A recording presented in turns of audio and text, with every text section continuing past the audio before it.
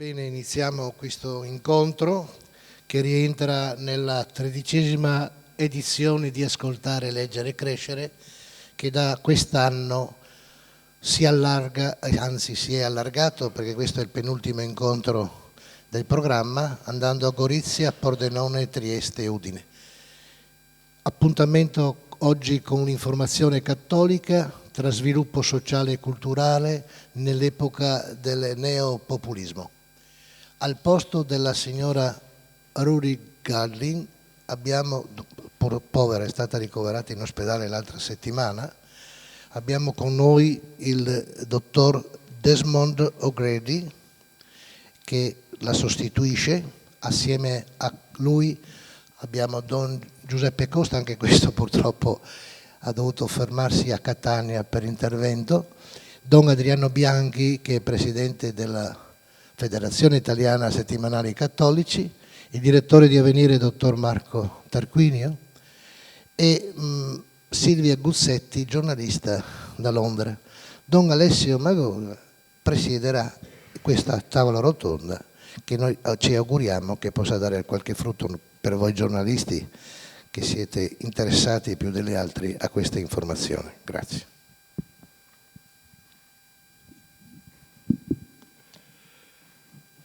Grazie Sandro Sandrin di Euroeventi Euro 92. Buongiorno, nel giorno di San Francesco oggi e buon onomastico a quanti portano questo nome, Francesco e Francesca. Benvenuti a tutti voi. In modo particolare mi permetto di sottolineare un grande saluto e un grazie ai ragazzi della quinta A del liceo Indirizzo Economico Sociale Pugliati di Sacile che sono accompagnati in modo particolare dalla loro professoressa Bolzonello. Un saluto agli amici e colleghi giornalisti presenti e alle altre persone che sono qui interessate al tema che intendiamo trattare. Un saluto anche agli amici che sono in ascolto in questo momento grazie a Radio Palazzo Carli che ci permette di andare in onda in diretta e un saluto e un grazie anche agli amici della Tenda TV che stanno video riprendendo questa nostra tavola rotonda. Ci troviamo a Sacile, in Sala Capitanio, siamo ospiti della parrocchia del Duomo, che ringraziamo fin da ora nella persona del parroco Don Gianluigi Papa per l'ospitalità. Don Gianluigi in questo momento è impegnato in un servizio pastorale che lo tiene lontano in questa giornata del nostro incontro. Il tema, come è già stato suggerito dal signor Sandrin, è l'informazione cattolica tra sviluppo sociale e culturale nell'epoca del neopopulismo e si colloca all'interno di Ascoltare, Leggere e Crescere, incontri con l'editoria religiosa, iniziativa ormai giunta alla sua 13ª edizione. La tavola rotonda gode del patrocinio del Comune di Sacile ed è stata realizzata in collaborazione con l'Ordine dei giornalisti del Friuli Venezia Giulia. Inoltre anche con il settimanale della Diocesi di Vittorio Veneto L'Azione, di cui sono direttore, e anche con il patrocinio della Diocesi di Vittorio Veneto, qui rappresentata dal Vescovo Corrado Pizziolo. Prima di presentare i relatori, cedo la parola per un indirizzo di saluto nell'ordine al Vescovo Pizziolo innanzitutto, al rappresentante, al sindaco del Comune di Sacile, che è qui presente, e a Paola Delle Molle, collaboratrice del Messaggero Veneto per l'Ordine dei giornalisti del Friuli Venezia Giulia, lei è anche consigliera nazionale dell'Ordine. Allora la parola innanzitutto al Vescovo Corrado. Buongiorno a tutti e benvenuti a questo incontro. Sono lieto di partecipare perché il tema, indubbiamente, è un tema che interessa me e la Chiesa, l'informazione cattolica, che ha una molteplicità di forme, al giornale L'Avvenire, l'Osservatore Romano, poi c'è una miriade di organismi stampati che sono i giornali diocesani, tra cui l'Azione, antichi. Quanti anni ha l'Azione? 90? Più di 100, esattamente, alcuni giornali ne hanno anche di più. E quindi c'è una grande storia, non contiamo poi tutti gli opuscoli, folietti o rivistine di grandezza e spessore e qualità che sono anche editi da tante parrocchie. Pensiamo anche ai mass media, ad altri tipi di mass media, ecco, ci fermiamo solo a questi, ma ce ne sono anche altri, pensate le radio, le televisioni, quindi c'è una molteplicità di espressioni mediatiche del mondo cattolico. Portano frutto? La domanda è questa. Possono migliorare? Ci sono delle condizioni per rispondere più puntuale all'esigenza oggi di comunicare e attraverso questa comunicazione diffondere il Vangelo, perché alla fin fine è questo che devono avere dentro il cuore e dentro la mente. Ecco, credo che sia utile anche riflettere proprio su questo alla luce degli sviluppi attuali anche della tecnica, che impone indubbiamente un cammino, un movimento che è sempre necessario, faticoso a volte, ma inevitabile. Grazie e buon lavoro. Grazie Eccellenza. La parola a Carlo Spagnol, sindaco di Sacile. Buongiorno a tutti. È da alcuni anni, intanto do il benvenuto a tutti i presenti e relatori, un saluto particolare anche a Don Alessio, che rivedo sempre con piacere in questa occasione, a Sua Eccellenza il Vescovo e a tutti voi presenti. Allora, dicevo, è da alcuni anni che accompagniamo in queste circostanze le iniziative proposte dal signor Sandrin in questa che è una rassegna di incontri promossi sul territorio, che ogni anno ha avuto modo anche a Sacile di trovare terreno fertile e allargarsi sempre di più. Allora, il tema di oggi, mi sento di dire, è un tema, come dire, urgente, perché se pensiamo all'informazione, dove in particolare anche viene promossa in modo molto spesso, dico, superficiale, e noi stessi utilizzatori delle informazioni dalle quali insomma attingiamo, in particolare dai social, dai sistemi più rapidi, non ci consente, non ci è consentito, non siamo nelle condizioni spesso di riuscire a entrare nel merito e nell'approfondimento necessario, perché la velocità, come oggi siamo tutti portati ad avere, è una velocità elevata. E questo penalizza fortemente la capacità anche di crescere, perché se riprendo un attimino lo slogan, il titolo, ascoltare, leggere e crescere, ecco, dico che anche la sequenza di queste fasi è una sequenza importante, perché prima di tutto prendersi il tempo, e oggi ve lo siete presi, mi rivolgo anche ai ragazzi della scuola, ma insomma a tutte le persone presenti, ci vuole un tempo per metabolizzare una serie di concetti, di informazioni, di pensieri. Allora l'occasione è un'occasione propizia per tutti quanti, quindi auguro buon ascolto e buon lavoro a tutti quanti. Grazie. La parola a Paola Delle Molle, collaboratrice del Messaggero Veneto e anche rappresentante dell'Ordine dei giornalisti. Sì, buongiorno, e sono ben felice di essere qui questa mattina e porto il saluto del mio presidente Cristiano Degano, che oggi non riusciva a essere qui con noi ma avrebbe moltissimo voluto.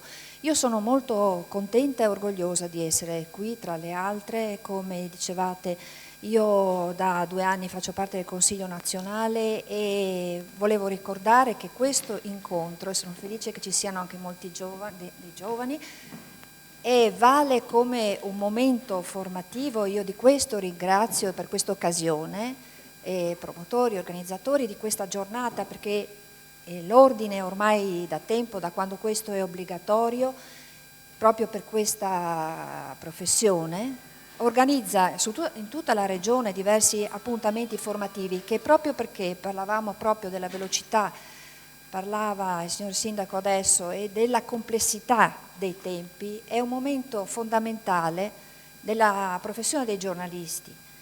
E tra le altre, tutti questi anni si sono avviate in regione delle collaborazioni importanti proprio per questi momenti formativi, e hanno creato delle collaborazioni, dei rapporti, hanno tessuto anche delle conversazioni, dei dialoghi, degli approfondimenti con quelli che sono i giornalisti più importanti, le testate, festival, e altri momenti di confronto che credo oggi siano fondamentali, perché oggi è fondamentale essere dei buoni giornalisti.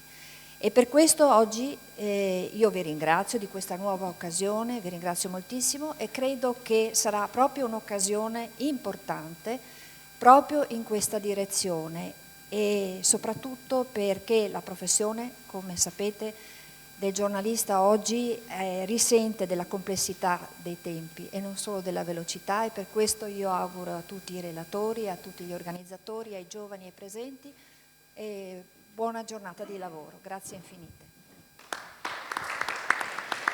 Grazie. E ora cominciamo, veniamo al titolo della nostra tavola rotonda, come abbiamo già suggerito, l'informazione cattolica tra sviluppo sociale e culturale nell'epoca del neopopulismo. L'intenzione è quella di prendere in esame non tutta l'informazione attuale, ma un ambito di questa informazione, in particolare quella di stampo confessionale, precisamente cattolico, per fare il punto, per quanto possibile, sullo stato attuale di questo tipo di giornalismo che, un po' come suggeriva prima il nostro Vescovo, ha una storia alle spalle importante e una rilevanza, ci auguriamo, in modo significativo anche oggi. Il contesto geografico è quello italiano certamente, ma vorremmo dare uno sguardo anche a quello che avviene a livello internazionale. Presento velocemente i nostri ospiti, che ci aiuteranno appunto a riflettere su questo tema e che ringrazio appunto di essere qui, avendo sostenuto dei viaggi non piccoli, in particolare anche qualcuno dalla Gran Bretagna, Roma, Brescia, quindi grazie davvero della vostra presenza. Comincio da Don Adriano Bianchi, alla mia destra, che tra le varie cose è presidente della Federazione Italiana di Settimanali Cattolici, la FISH, nel linguaggio nostro, è anche il presidente dell'ACEC, giusto? Associazione Cattolica Esercenti del Cinema, e direttore della Voce del Popolo, il settimanale della diocesi di Brescia. Più in là, sempre alla mia destra, il dottor Marco Tarquinio, giornalista professionista, direttore di Avvenire, il quotidiano di ispirazione cattolica. Avete modo di avere delle copie gratuite per dare uno sguardo a questo importante quotidiano. Alla mia sinistra Silvia Guzzetti, giornalista, professionista, freelance, laureata in comunicazioni sociali, dal 92 abita e lavora nel Regno Unito, del quale scrive per varie testate italiane. E poi, sempre alla mia sinistra, qui più da vicino, Desmond O'Grady, originario dell'Australia, ma da tempo in Italia, vive a Roma da un bel po' di anni ormai, vero? Giornalista, scrittore, conferenziere, collaboratore tra gli altri del Washington Post e del New York Times, corrisponde.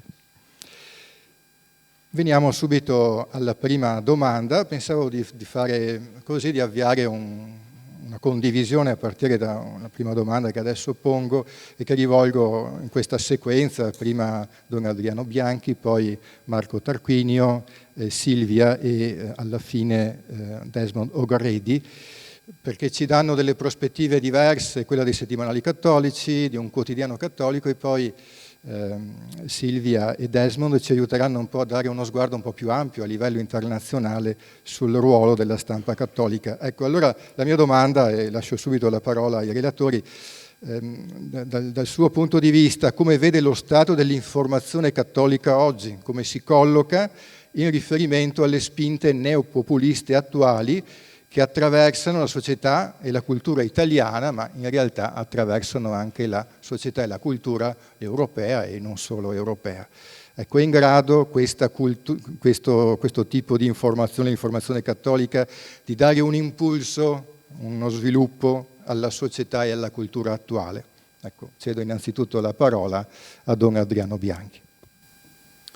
Bene, grazie intanto di questo invito che diventa proprio sempre un po' l'occasione di riflettere su cose che così un po' come giornalisti e come mondo, diciamo, dell'informazione cattolica sono temi su cui cerchiamo di riflettere un po' tutti i giorni, ma incontrarsi, confrontarsi aiuta sicuramente a cogliere qualche prospettiva in più e magari anche a raccogliere, al di là della grande storia gloriosa, come diceva un po' il Vescovo, quali saranno le prospettive, quale sarà il cammino perché questa informazione sia sempre credibile e al tempo stesso efficace all'interno della nostra società. Prima di dire come l'informazione cattolica in senso generale, o in particolare penso all'informazione cattolica locale, perché poi alla fine di questo mi occupo più da vicino nella mia diocesi e poi anche da questo osservatorio particolare che è quello dei settimanali cattolici italiani, e rispetto un po' alle spinte populiste, neopopuliste, è importante che noi fissiamo qualche paletto rispetto a quello che così secondo me è un po' l'essenza del nostro fare informazione cattolica, fare informazione all'interno delle nostre diocesi, dei nostri territori a livello locale. Mi vengono in mente 3 fedeltà che noi dobbiamo un pochino avere presenti. La prima è una fedeltà legata al tema della comunità, al tema del senso di comunità. Noi siamo degli strumenti di comunicazione. In questo permettetemi di allargare un po' anche lo sguardo, perché poi nelle diocesi non ci sono solo ormai più solo i settimanali diocesani, ma ormai da molti anni esistono ad esempio anche le radio diocesane, a volte ci sono delle diocesi che hanno anche delle televisioni diocesane, oppure hanno magari ormai attivato una serie di strumenti e di presenze di comunicazione anche attraverso il web, che però dicono riferimento appunto alla comunità diocesana. Ecco, quindi la prima parola secondo me è la prima fedeltà per una buona informazione cattolica locale, diciamo, è la fedeltà alla propria comunità, alla comunità che è la comunità diocesana in modo particolare, se guardiamo, come dire, la prospettiva più tipicamente ecclesiale, perché noi rispondiamo indubbiamente a un percorso, un cammino di una chiesa che vive su un determinato territorio, che ha certamente una storia, che ha un riferimento, che ha nel vescovo un punto fondamentale. La comunicazione diocesana senza questo riferimento, questo legame, si troverebbe smarrita. Mi piace ricordare una parola che proprio il Papa ha detto un paio di anni fa, quando l'abbiamo incontrato come Federazione Italiana Settimanali Cattolici, in occasione anche del 50° anniversario. A un certo punto il Papa dice, proprio parlando ai settimanali cattolici, dice che lavorare nel settimanale diocesano significa sentire, e lo mette un po' tra virgolette, in modo particolare con la Chiesa locale, vivere la prossimità alla gente delle città e dei paesi, soprattutto leggere gli avvenimenti alla luce del Vangelo e del Magistero della Chiesa. Questi elementi sono la bussola del suo peculiare modo di fare giornalismo, di raccontare notizie e di esporre opinioni. Ecco, questo è un elemento, ripeto, per noi imprescindibile, la comunità a cui facciamo riferimento.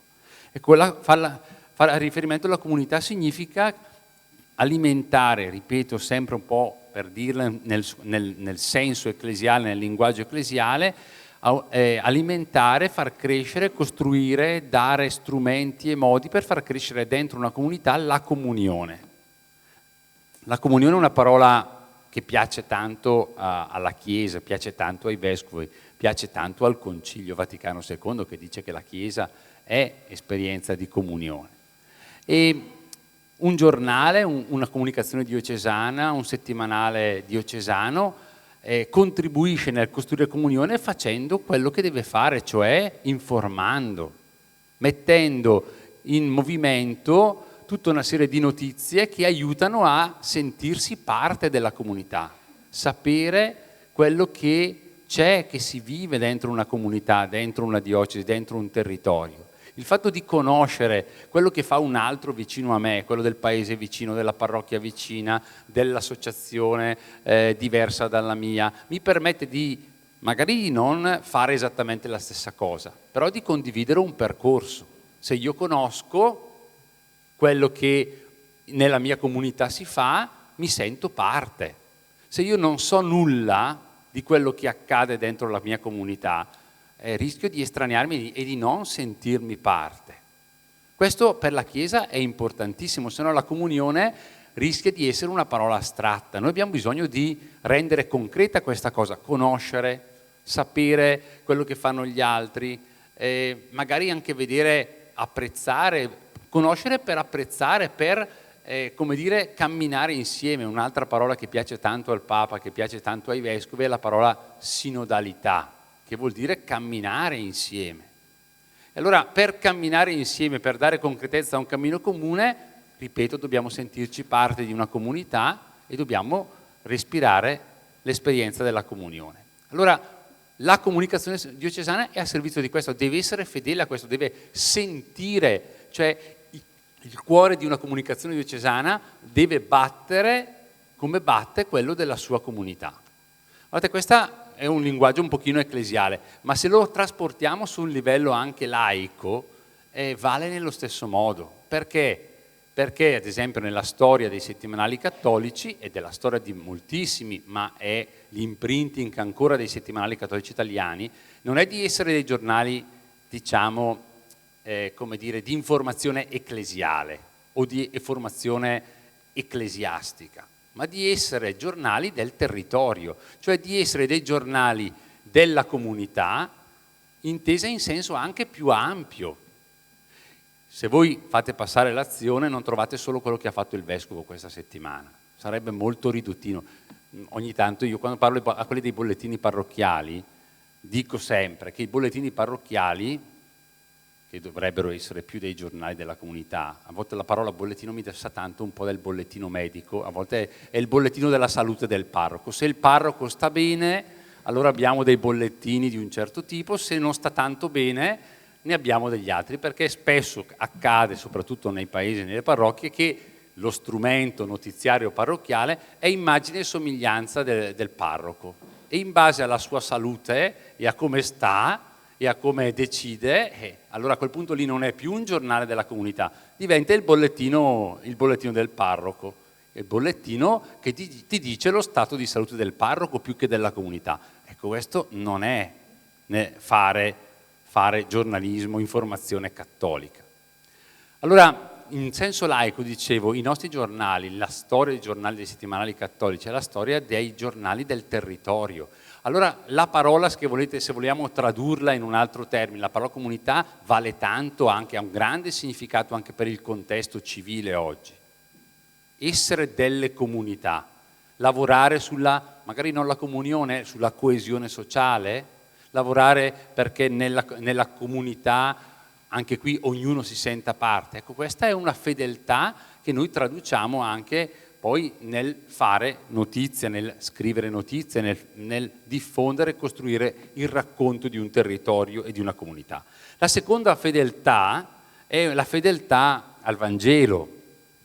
Un'informazione cattolica non può che essere fedele al Vangelo, non è solamente dire ma quanti articoli ho scritto, cioè c'è il commento al Vangelo sul giornale, cioè non è che un giornale cattolico è un giornale cattolico solo se ha il commento al Vangelo, ma se tutte le notizie, se tutto il modo di leggere la realtà, se tutto il modo di raccontare la realtà è innervato dello sguardo del Vangelo.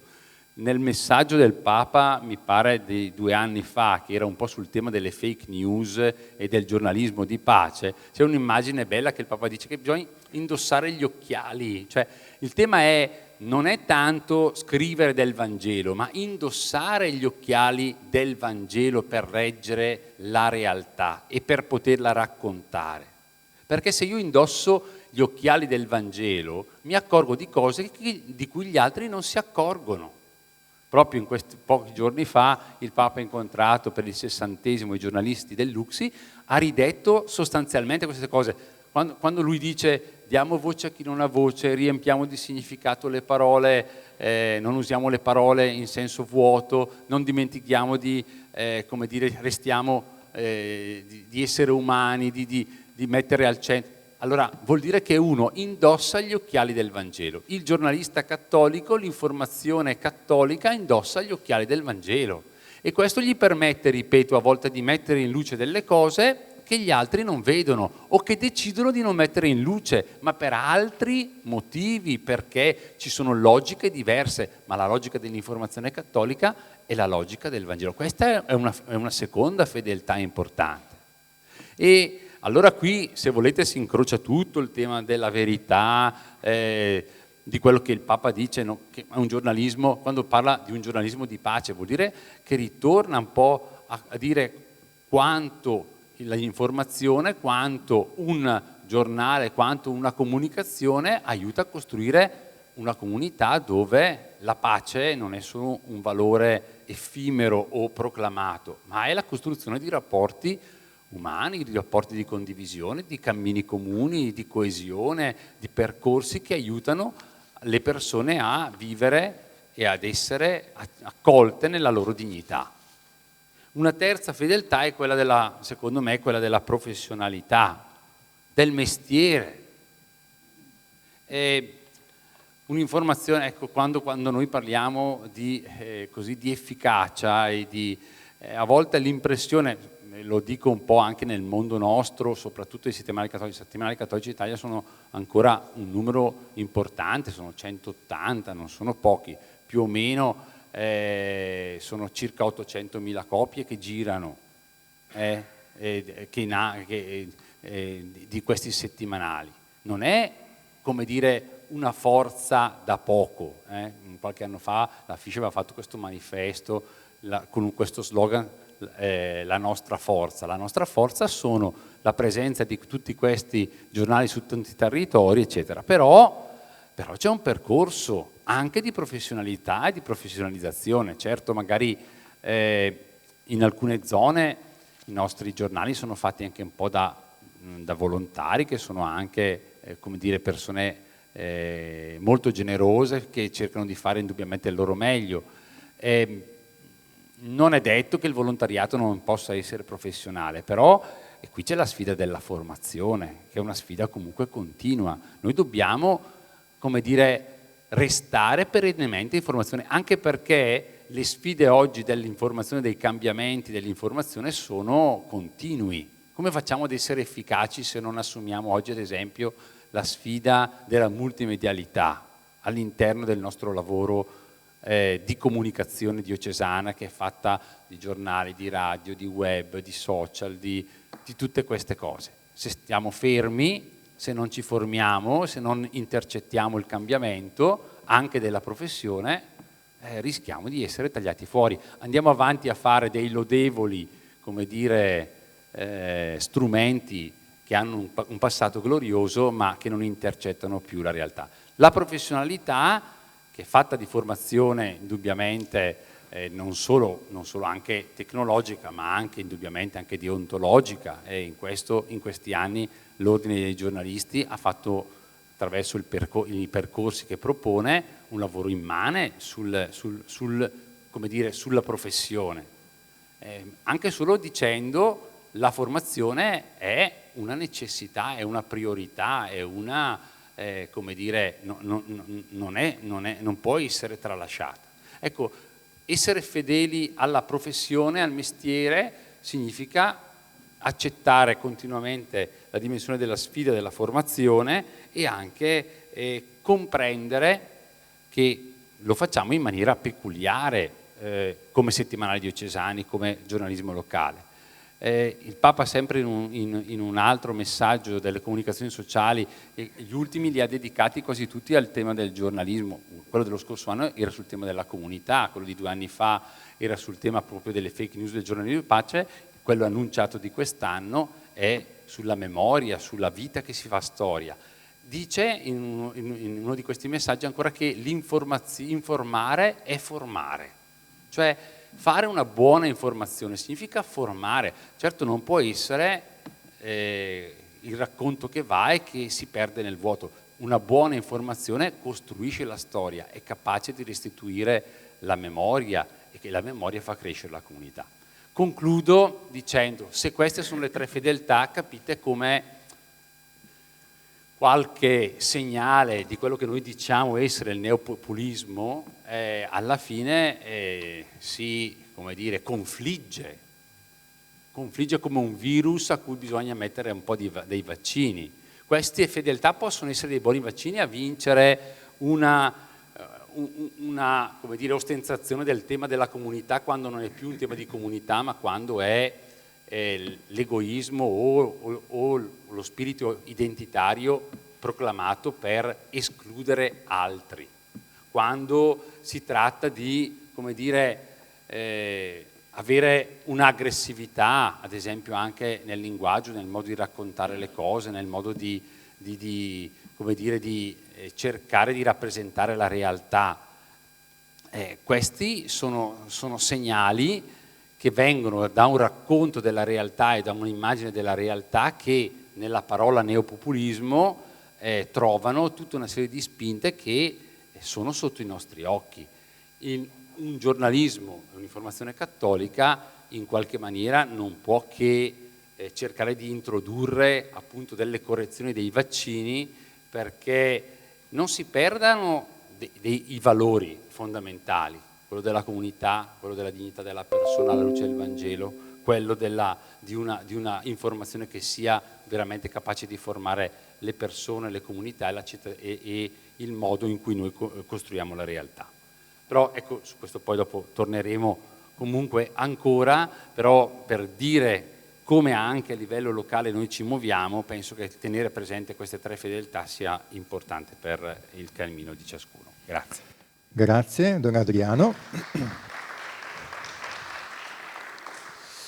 Lascerei la parola al dottor Marco Tarquinio di Avvenire, il settimanale, il quotidiano di informazione cattolica nazionale. Volevo salutare il professor Ioppo che se ne sta andando, un caro saluto, vicepreside. A lei la parola. Dopo ai ragazzi, mi raccomando, fate anche voi qualche domanda sui settimanali cattolici, anche sul giornalismo, quello che vi sta a cuore. Ci sarà uno spazio per alcune domande del pubblico alla fine. Domande, buongiorno, intanto ben trovati, saluto il Vescovo Corrado, il sindaco di questa comunità, gli organizzatori, i cari amici come Don Alessio, gli altri relatori al tavolo, so che c'è anche la direttrice del popolo di Pordenone, l'ho visto, Simonetta Venturin, sono diversi colleghi e amici presenti oggi. Cerco di stare alle domande che mi sono state proposte.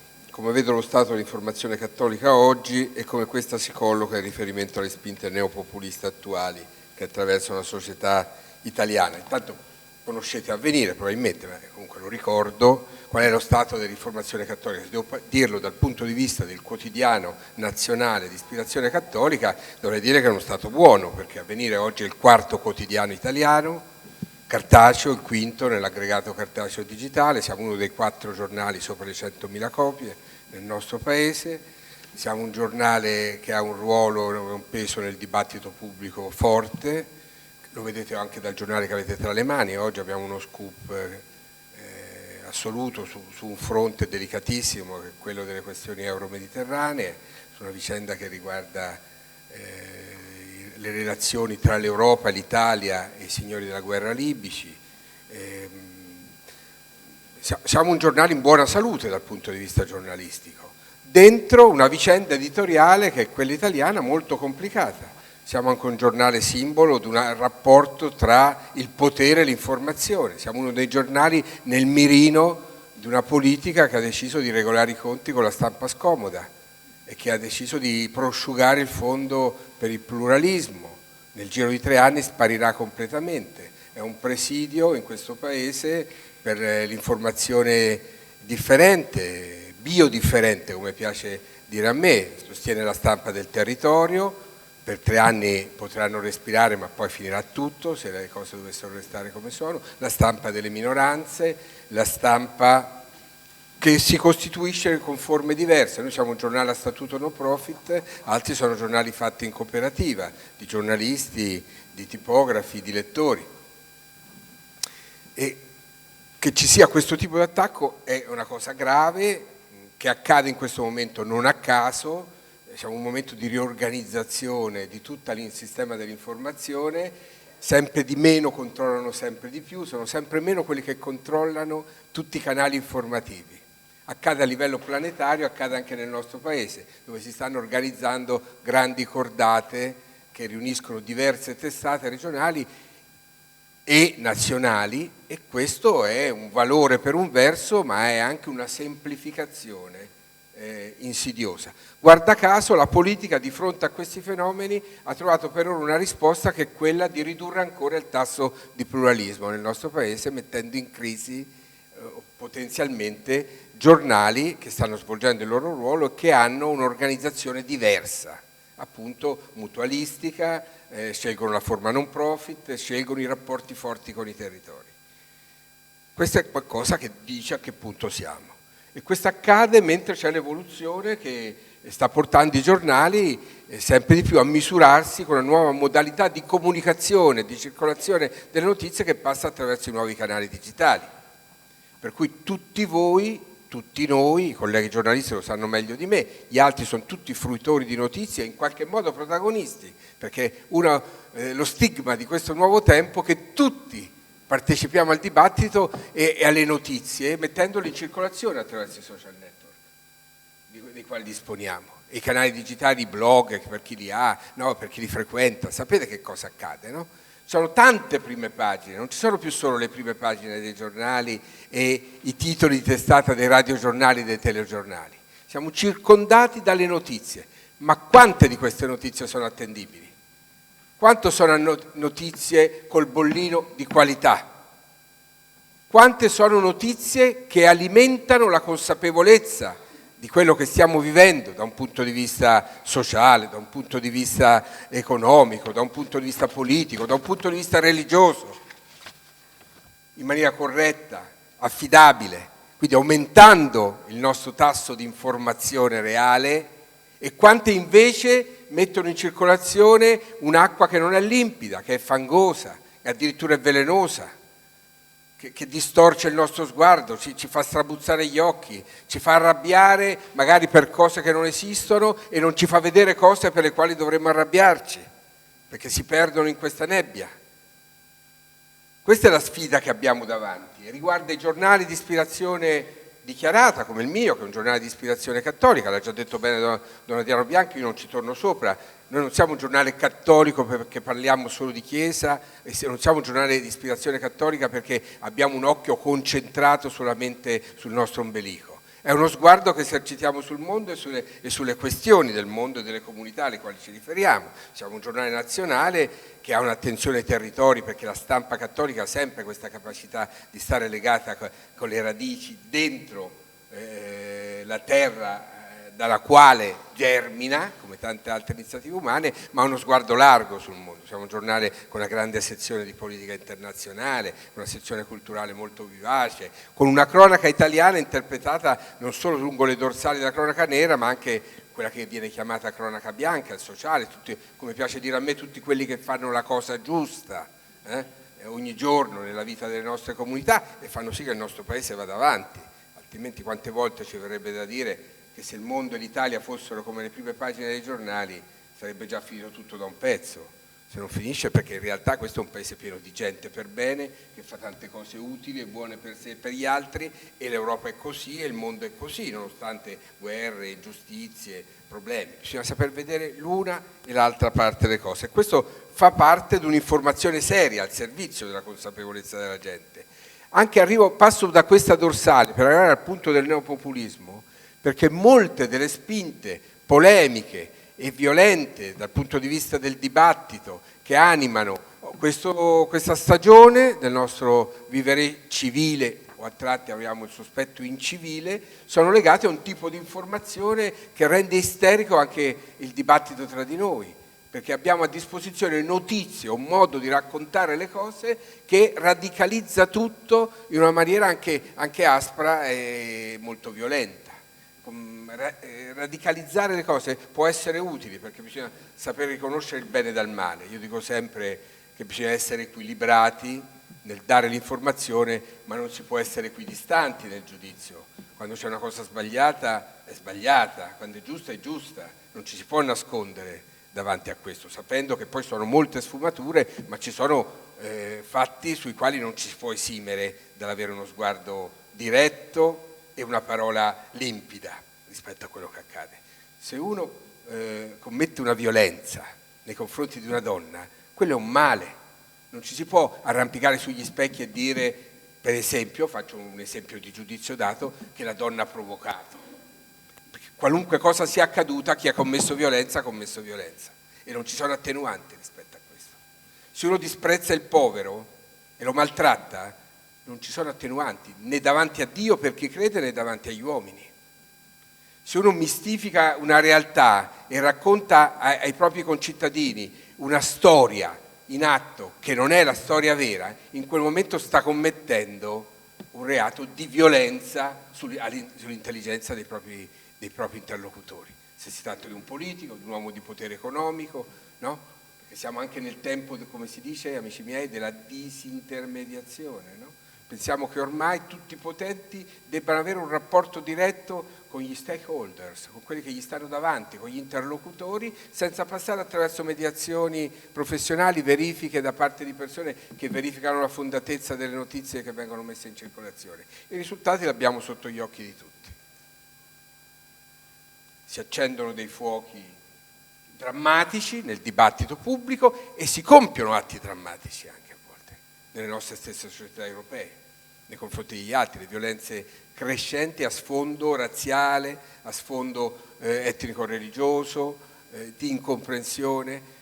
Bisogna assumere di nuovo, io dico dal mio punto di vista, è chiaro che spezzo una lancia a favore di quelli che fanno il mio mestiere, la responsabilità profonda che sta nel fare il lavoro di informatori in questa società, perché la gente abbia contezza dei problemi che ci sono, ma non diventi uno strumento di una politica che si sviluppa o di un'economia che eccita secondo crinali, camminando su crinali che ci portano verso disumanità, perdita di democrazia, perdita di libertà, alla fine perdita di lucidità comunque.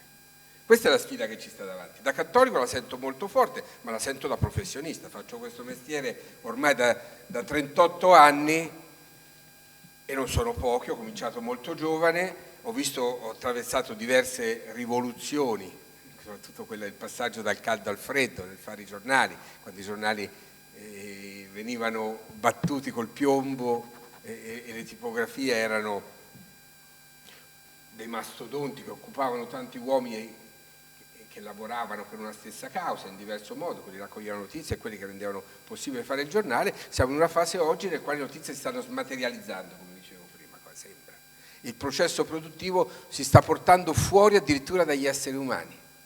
Sapete che si vagheggia, si stanno realizzando algoritmi che aggregano le notizie in base non alle priorità valoriali e di una cronaca seria, ma in base all'attesa dell'audience che possono ottenere, dei click che possono raccogliere. Di fronte a tutto questo serve una grande consapevolezza, ripeto, che è un fatto per persone credenti e per persone non credenti. I credenti possono metterci forse un po' di passione in più, ma non credo che la cosa debba riguardare davvero tutti e debba coinvolgerci seriamente. Forse sono andato un po' avanti nella riflessione, ma mi scaldo facilmente su questi temi perché sono una grande questione di libertà, di democrazia e io ci metto anche di spiritualità, perché dentro c'è anche l'illusione dell'uomo di essere Dio, anche nel governare il flusso delle informazioni che segnano la nostra vita. Bisogna mettere ogni cosa al proprio posto.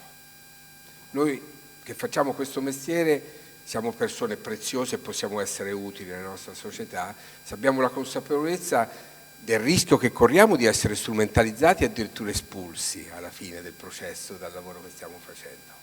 Ma se abbiamo anche la consapevolezza che noi non abbiamo un potere assoluto, la parte che ci compete e che ci tocca. Siamo al servizio della libertà dei nostri lettori, ascoltatori, spettatori e se siamo capaci di servire questa libertà serviamo a qualcosa, altrimenti non serviamo a niente. In questo c'è l'aggancio con l'articolo 21 della nostra Costituzione, che è qualcosa che dovremmo rileggerci e su quale riflettere più e più volte. Grazie.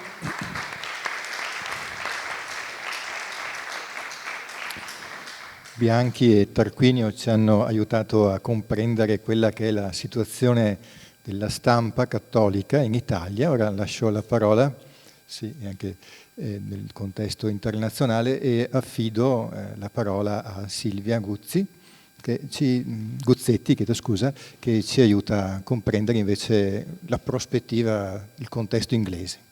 Grazie. E dunque, ascoltando i relatori mi veniva in mente che insomma la realtà dei giornali della stampa, dei media cattolici. Ecco, pensavo che la realtà dei media cattolici inglesi non è così diversa, insomma, da quella italiana. Cioè anche in Inghilterra, in Gran Bretagna, ogni parrocchia ha un bollettino che è molto ricco, dove ci sono tutti gli appuntamenti della settimana, una riflessione spirituale, le persone malate per le quali si prega. Poi ogni diocesi ha dei giornali che distribuiscono gratuitamente e poi ci sono 4, diciamo, giornali a pagamento. 2 li ho portati, questo è il tablet, vedete che c'è Johnson che si mangia le stellette dell'Unione Europea e l'Herald. In realtà sono 4 i più importanti giornali, diciamo, che sono a pagamento. Oltre a questi 2 c'è anche il Catholic Times e lo Universe. Per capire questi giornali bisogna immaginare una chiesa molto più piccola di quella italiana. Se pensiamo che in Gran Bretagna i cattolici sono 5 milioni, l'8%, e che è una chiesa che era fatta di immigrati irlandesi arrivati durante l'Ottocento, perché per secoli dalla riforma di Enrico VIII i cattolici sono stati perseguitati, insomma. E quindi una chiesa guardata con sospetto, poi una chiesa povera perché è fatta di migranti, una chiesa ai margini, che si è sempre attaccata in modo molto forte a questa fede, no? Per la propria identità. Però anche molto un po' sulla difesa, diciamo. E quindi i giornali nascono nel 1840, perché solo nel 1829 i cattolici riacquistano i diritti civili. Se pensiamo alla Gran Bretagna, devono aspettare fino al 1829 per essere cittadini a tutti i diritti. Ecco, poi più di recente questa chiesa esce dal ghetto, perché i cattolici, grazie anche alle scuole cattoliche che i vescovi hanno voluto a tutti i costi, una delle prime cose che hanno chiesto allo Stato inglese quando lo Stato inglese ha ridato i diritti, i cattolici studiano e adesso cattolici famosi sono alla guida, insomma, dell'informazione, anche della politica, dell'economia, e la Chiesa è uscita dal ghetto. E questi giornali riflettono, insomma, questa realtà, no? Perché hanno delle cifre di vendita, anche delle cifre digitali, secondo me molto buone, se pensiamo che hanno al pubblico, al tipo di pubblico che hanno. Per esempio, i 2, il tablet e l'Herald, hanno 2000 abbonamenti digitali, che nel caso del tablet sono stati raddoppiati in 18 mesi. Quindi un risultato notevole, se pensiamo che anche in Inghilterra c'è questo fenomeno che chi va in chiesa diventa sempre più anziano, diciamo.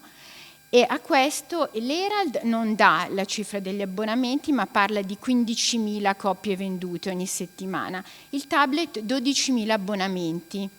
A questi si aggiungono, quegli altri 2 non li ho portati, lo Universe che è il più venduto, 20.000 abbonamenti, e il Catholic Times 7.000 abbonamenti. Quindi se fate la somma e pensate a questi 5 milioni di cattolici, insomma è una situazione abbastanza sana, secondo me, ecco. E come hanno fatto i conti con la sfida del digitale? Affidando al sito le notizie, diciamo, dell'ultima ora e concentrandosi ovviamente sulle notizie religiose. Qua la grande differenza è che non esiste un quotidiano nazionale come Avvenire, perché questo riflette una chiesa molto piccola, diciamo. E quindi sul sito ci sono le notizie proprio dell'ultima ora, sempre di tipo religioso. Nella parte stampata gli approfondimenti. Nel tablet, per esempio, gli approfondimenti sono fatti da firme famose anche dei principali giornali, del Times, del Guardian, del Telegraph. E anche questo è un segno, secondo me, positivo. La parte online è oramai per la maggior parte a pagamento nel caso del Catholic Herald e del tablet, cioè si può entrare in un certo numero di articoli gratis e poi a un certo punto bisogna cominciare a pagare. E certo l'abbonamento non è costosissimo, parliamo di 30 sterline all'anno, diciamo, però insomma, se consideriamo la crisi che ha provocato l'online, che ha provocato anche in Gran Bretagna, diciamo che il fatto che ancora così tanti siano disposti a pagare è diciamo, un segno positivo. Per quanto riguarda il populismo, allora questi giornali hanno parlato spesso del problema del nuovo linguaggio, della violenza, di un dibattito. Sapete che in Gran Bretagna con la Brexit c'è il caos più totale in Parlamento.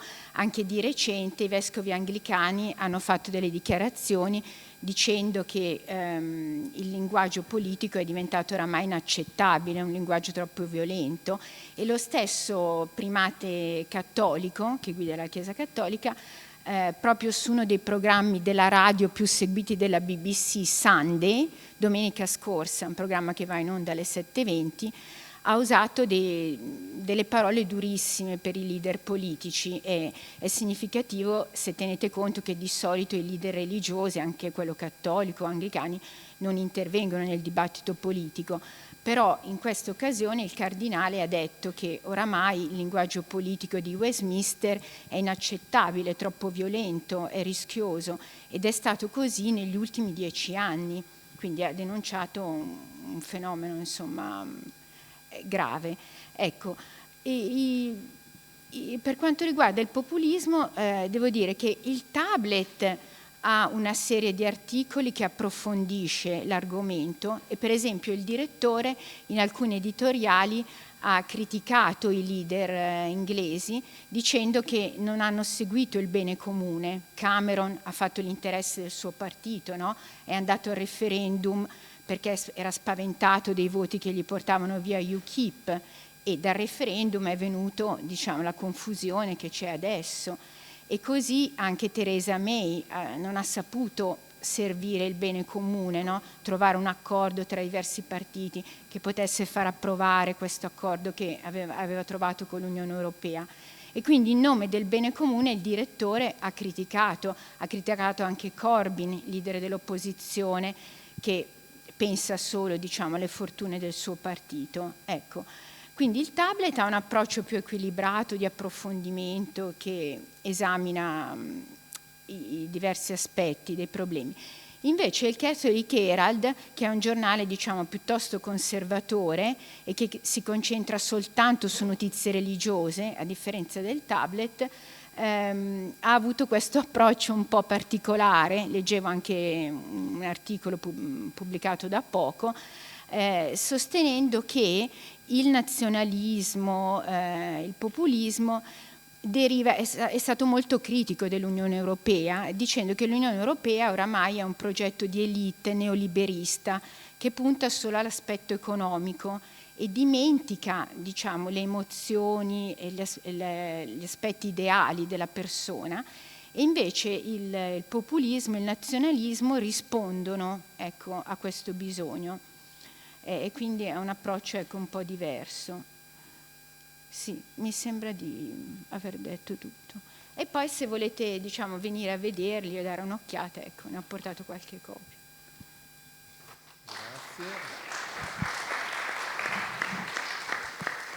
Silvia ci ha parlato di quello che accade un po' nel Regno Unito, segnato da questo dramma politico e sociale che è la Brexit, e quindi la Chiesa e gli organi di informazione cattolica cercano perlomeno di rassicurare gli animi o di invitare a moderare i toni in questo delicato passaggio. E lascio ora la parola a Desmond O'Grady per uno sguardo più ampio a livello internazionale su quelli che sono gli organi di informazione cattolica che lei conosce. A lei la parola. Allora, devo parlare degli Stati Uniti e Australia e la stampa cattolica. Allora, sociologicamente sono abbastanza vicini Australia e gli Stati Uniti, perché in tutti e due i posti i cattolici, negli Stati Uniti e in Australia i cattolici sono più o meno un quarto della popolazione e il più grande gruppo religioso in tutti e due i paesi.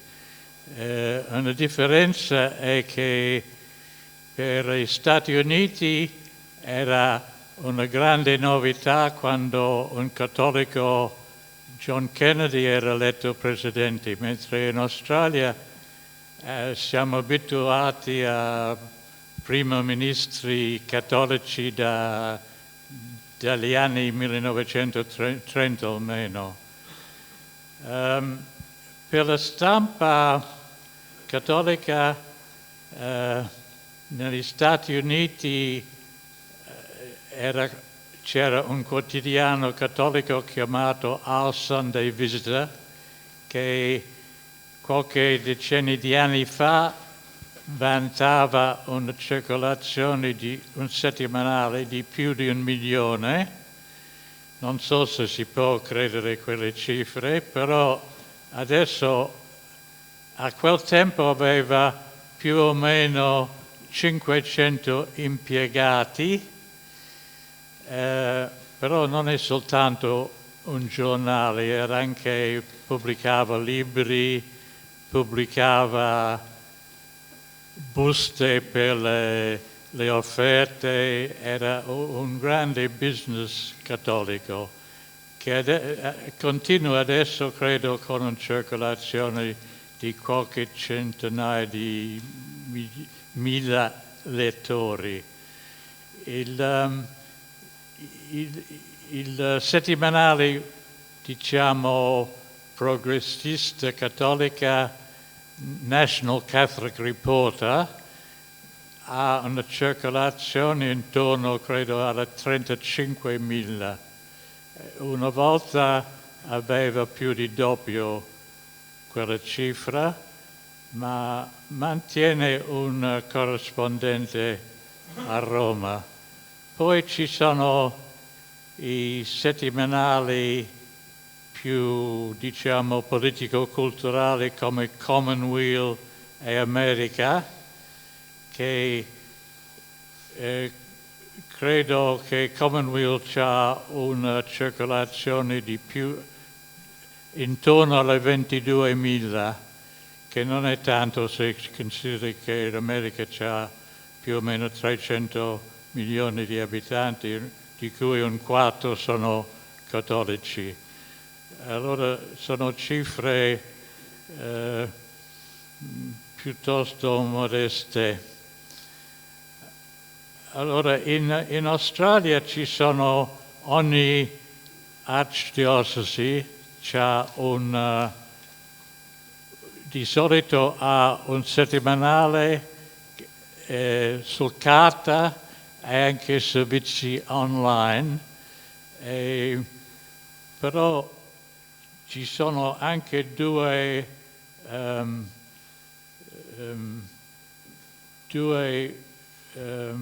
organi di stampa di comunità religiose che hanno avuto un'importanza. Uno era Annals, che è un mensile cattolico di quasi 100 anni, che col prossimo numero di dicembre chiude. Dopo questa storia impressionante non riesce ad andare avanti. A Paragone i Gesuiti hanno un servizio online. Prima era un giornale stampato. Hanno abolito il giornale stampato. Ogni giorno pubblicano 2 articoli che possono essere di commento politico, culturale,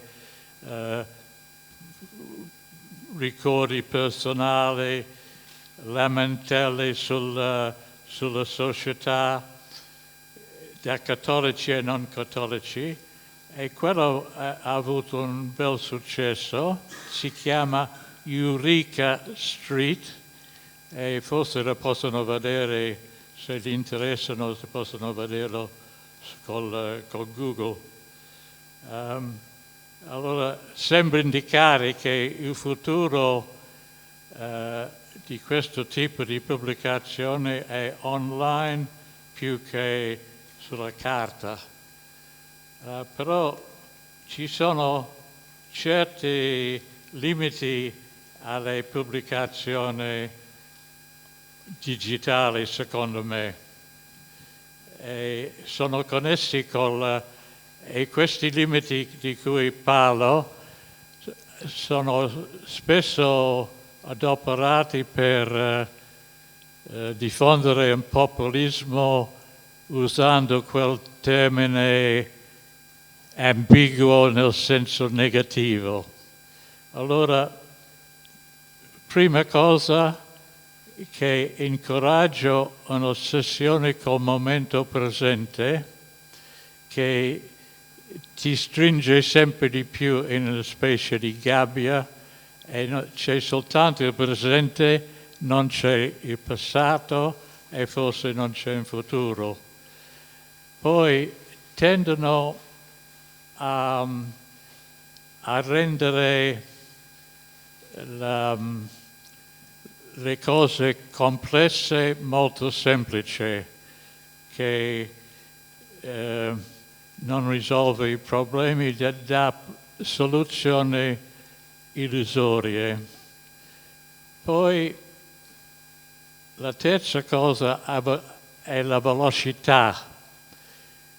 C'è un tale ossessione con la velocità. Si può vedere per esempio anche in televisione, quando ci sono i talk shows e qualcuno sta cercando di esprimere un'idea e dicono: aspetta, ci abbiamo il nostro corrispondente davanti a Montecitorio, dove c'è un meeting del Consiglio dei Ministri, interrompono la discussione, vanno alla persona poverina davanti a Montecitorio, dice: ci sono novità? Dice: no, non ci sono novità. C'è il passato di cui uno che è arrivato tardi al meeting, non c'hanno niente di dire, e dicono: allora ci mettiamo in contatto quando c'è un altro qualche cosa che succede, ma non succede niente fino alla fine dell'incontro. E questo è un esempio di questa ossessione col breaking news. No, uno dei primi che prendeva vantaggio di questo sviluppo agiva anche prima della media digitale, era il senatore McCarthy negli Stati Uniti, che andava in una città e denunciava che certe persone erano comunisti e non si poteva fidare, era una minaccia in America. Prima che uno poteva controllare quello che lui diceva, faceva queste cose, andava in un'altra città, faceva le stesse accuse contro un'altra persona e così spandeva il messaggio senza il tempo di controllare se c'era qualche verità in quello che diceva. Allora io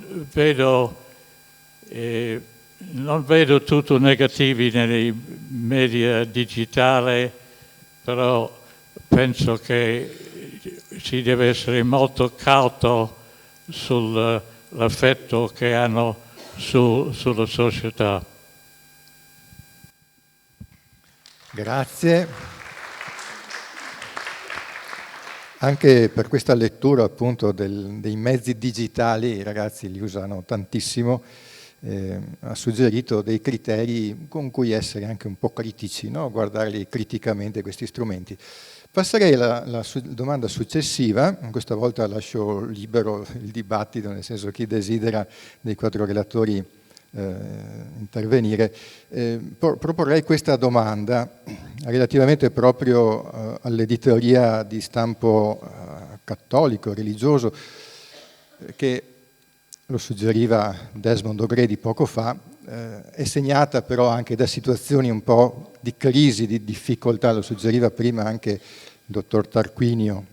Ci sono fondi dello Stato che probabilmente non saranno più destinati a sostenere alcune testate, c'è una crisi del cartaceo, mi rivolgo anche ai giovani che sono qui, mi chiedo quanti di voi hanno dimestichezza e familiarità con un giornale cartaceo, forse è più facile leggere qualcosa magari dal cellulare o dal computer, però un giornale cartaceo, essere abbonati, comprarlo, non è così diffuso oggi, anzi stiamo assistendo ormai da un po' di anni a una decrescita, una perdita proprio anche di lettori di giornali cartacei. Questo mette in difficoltà un po' tutto il sistema perché si regge sulle copie vendute per ora in modo molto importante.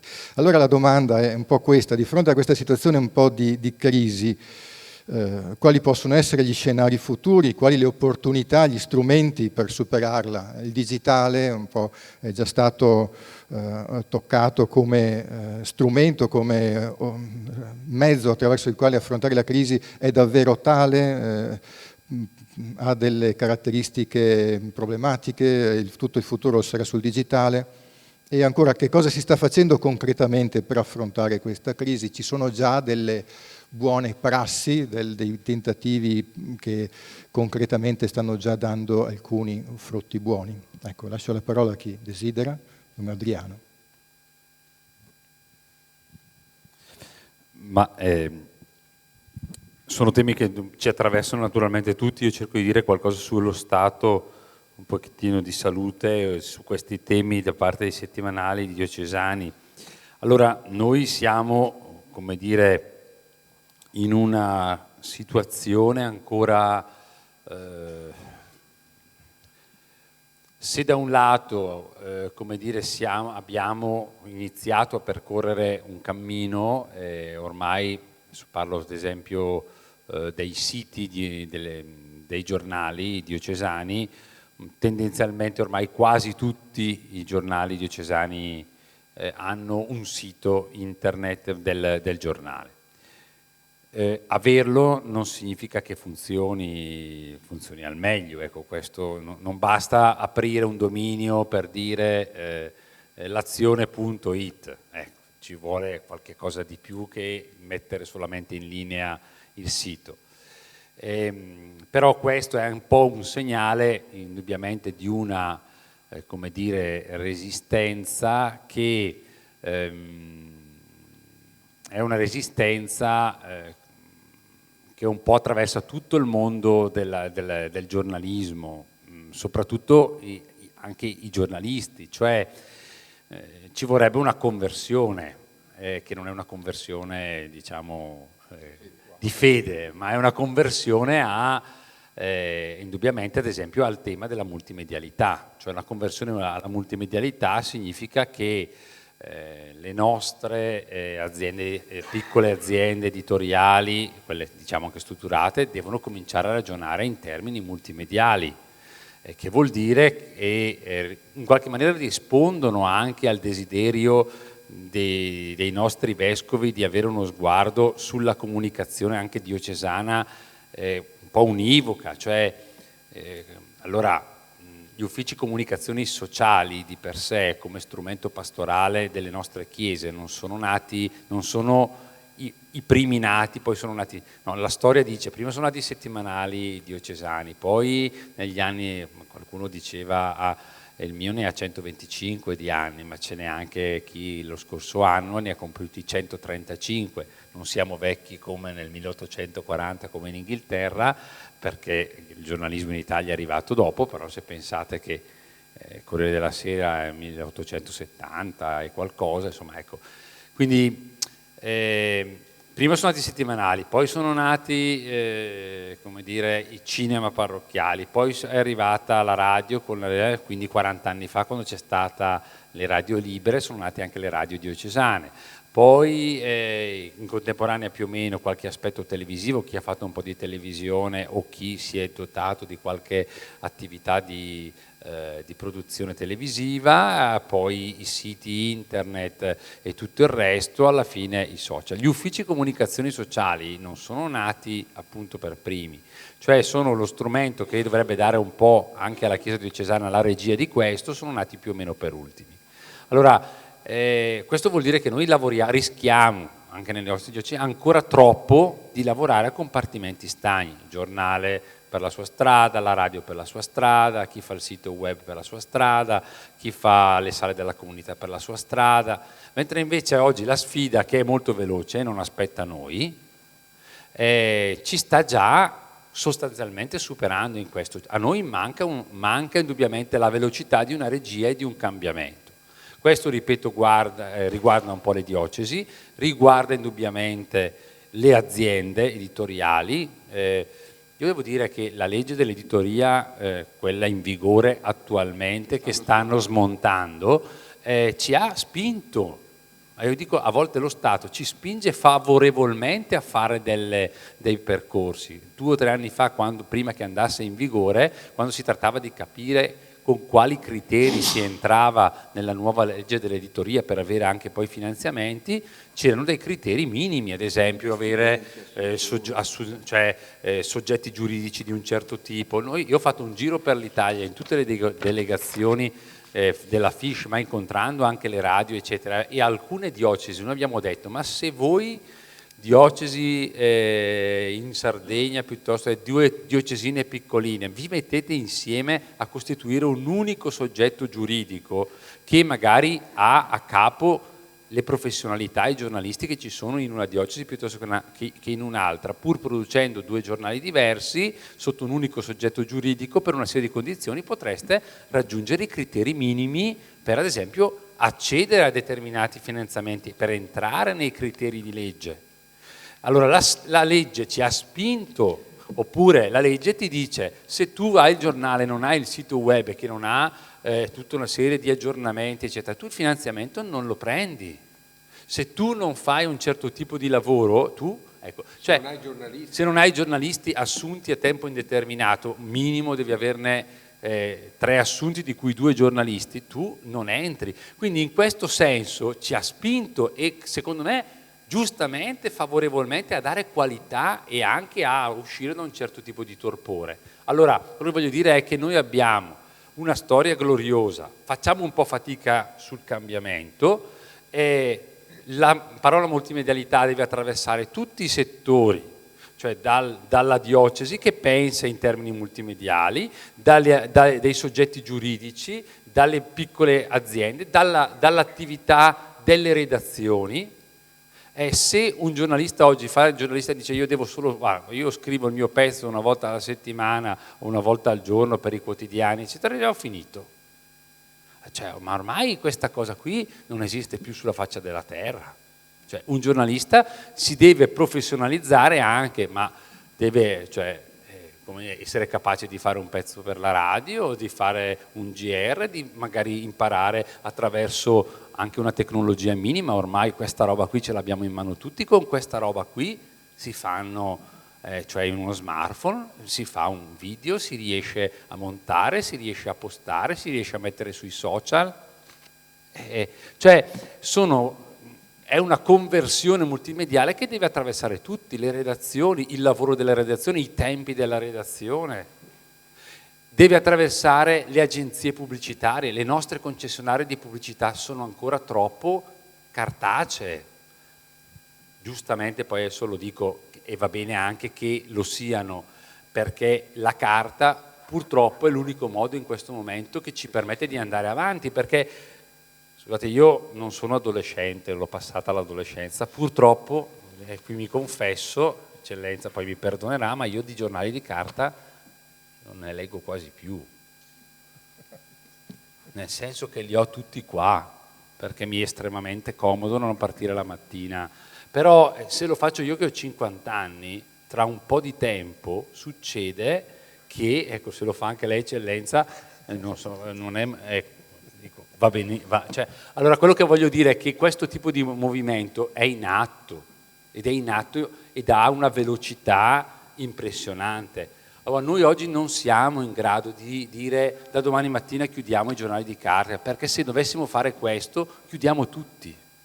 Allora, la carta e i giornali di carta oggi sono l'unico modo che abbiamo per sostenere ancora tutto il sistema della comunicazione, perché in internet appunto, però lì serve una conversione anche ripeto, anche dei nostri pubblicitari, perché dovranno imparare a vendere un po' di più. Se noi guardiamo i dati, indubbiamente quelli di Avvenire saranno, però anche a livello diocesano ci accorgiamo che i nostri siti sono visitati, che se siamo presenti nei nostri social abbiamo un certo tipo di numero di mi piace di chi ci segue e magari da Facebook, che è la piazza in cui magari il nostro giornale c'è e ha una sua identità, non è che non ce l'ha, c'ha un suo marchio, c'ha una sua storia, e da lì si passa magari al sito diocesano, i dati del sito del giornale, i dati non sono pochi, non sono irrilevanti, purtroppo facciamo fatica a venderli e a fare in modo che questo produca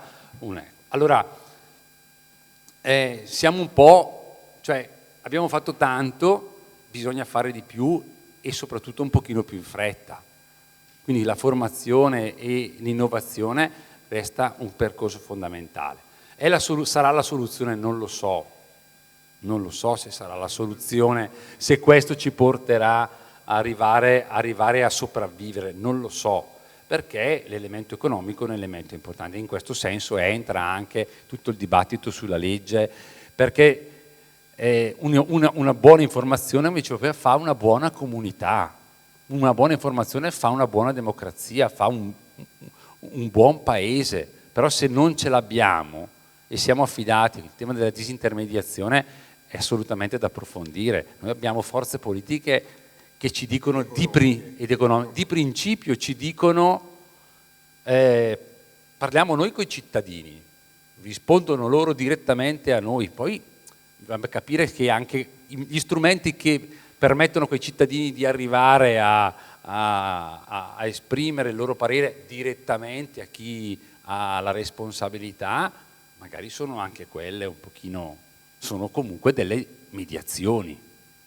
Si vogliono sostituire delle mediazioni ad altre mediazioni, senza una professionalità, su questo ci sarebbe veramente molto da riflettere. Mi inserisco un attimo per dire che un po' l'esperienza che stiamo vivendo per certi versi è un tentativo, tu accennavi a questa capacità di mettere insieme le varie realtà, perché c'è una collaborazione del settimanale diocesano L'Azione, la radio diocesana, Radio Palazzo Carli, e la Tenda TV, che è un digital partner importante per la nostra diocesi, quindi io sarei anche presidente dell'ufficio di comunicazioni sociali, quindi è un tentativo un po' di sintesi delle varie realtà presenti. Mi permetto anche di dire che il nostro settimanale L'Azione è cartaceo, dopo abbiamo un sito, ma abbiamo anche una app, stiamo cercando di lanciarla per poter leggere il settimanale anche semplicemente dal tablet, dal cellulare o dal computer. Desmond O'Grady voleva aggiungere qualcosa su questo tema, grazie. Volevo aggiungere una cosa sul rapporto tra i giornali sul carta e i giornali digitali.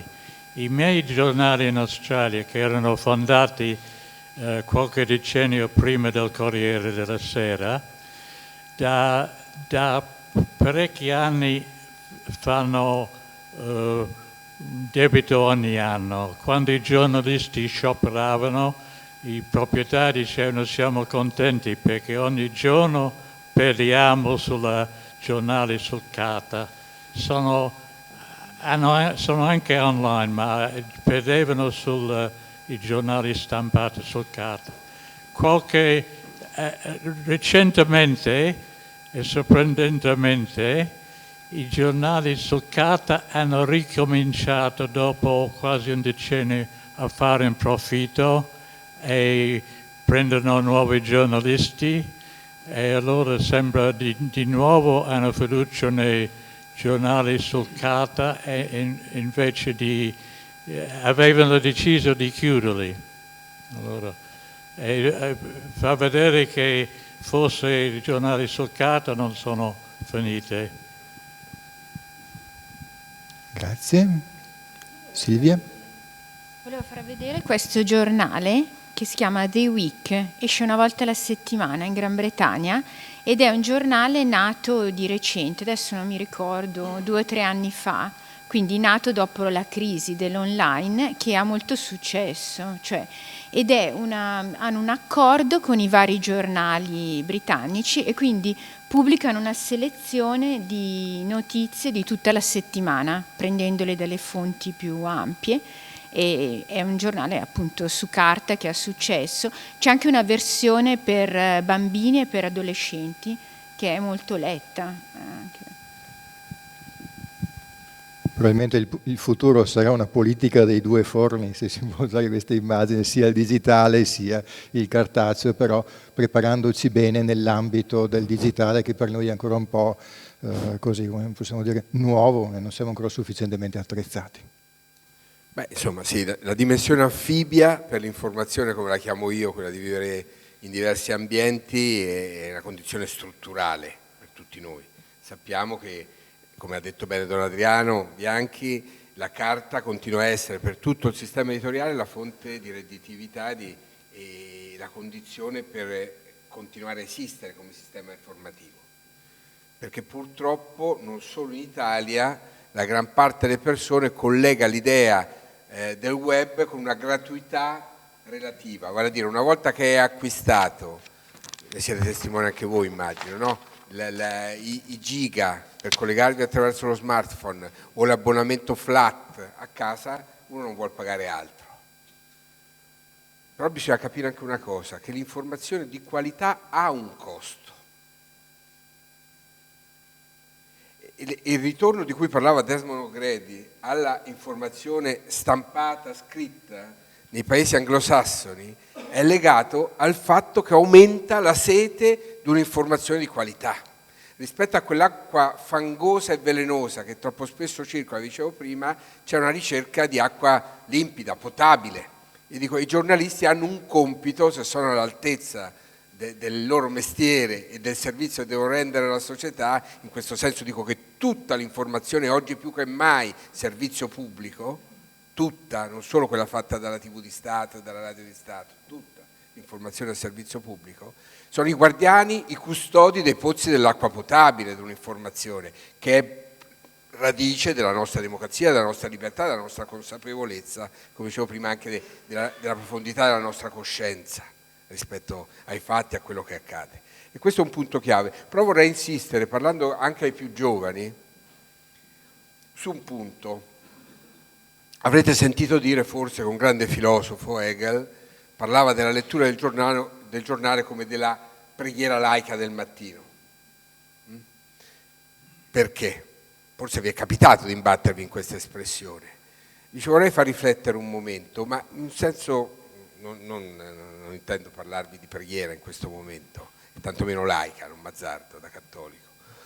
La questione è che il giornale è qualcosa di molto importante, non solo perché è una lista di notizie. L'idea di giornale è l'idea che tu puoi mettere in mano ai tuoi interlocutori, giornale, settimanale, un'informazione organizzata. Nel mio caso, nel quotidiano, io metto in mano a chi si fida di me un giorno della vita del mondo. Io vi consegno un giorno della vita del mondo ogni volta che faccio un giornale insieme ai miei colleghi. Il quotidiano che esce quel giorno è un giorno della vita del mondo, con delle chiavi di lettura, con una gerarchia dei fatti accaduti che consentono di capire che cosa sta accadendo. Se vi fidate di me, sapete che io collaboro alla vostra consapevolezza nella lettura di questo.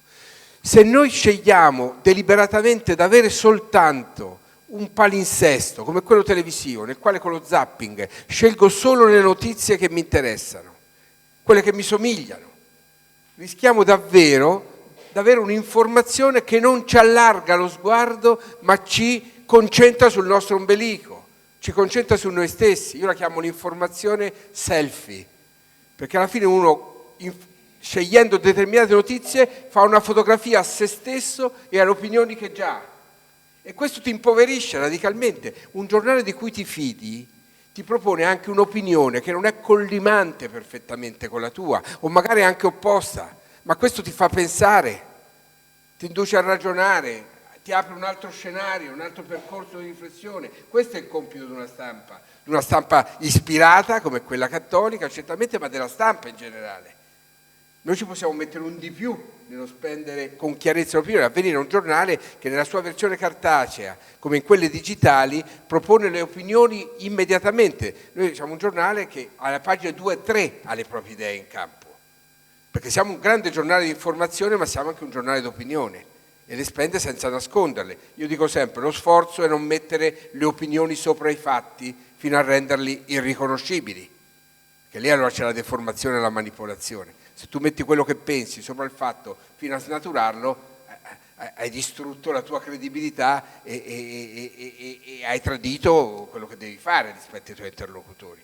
Quindi le opinioni, come diceva un grande direttore di un grande settimanale, Panorama, Secchi, diceva separate dai fatti, ma questo non significa che non debbano essere spese, anzi, però abbiamo bisogno anche, vi ripeto, di uno strumento di questo tipo. Non mi interessa sapere se domani il giornale come strumento in quanto tale, cioè questa organizzazione delle notizie che non ti propone solo un singolo racconto di un fatterello, ma un concerto, una sinfonia che ti fa capire che cosa sta accadendo in quel momento nel tuo paese, negli altri paesi d'Europa, in America, in Africa, nel Sud America, il mondo dove sta andando, l'economia, quali sono i grandi processi in corso, le grandi fedi, che cosa stanno facendo insieme. Oggi pomeriggio parlerò non lontano di qui col patriarca Moraglia e con l'imam di Venezia del documento di Abu Dhabi. Avvengono fatti che non hanno trovato spazio nei giornali, nelle prime pagine dei giornali. Quel documento è un documento di portata storica, è la prima volta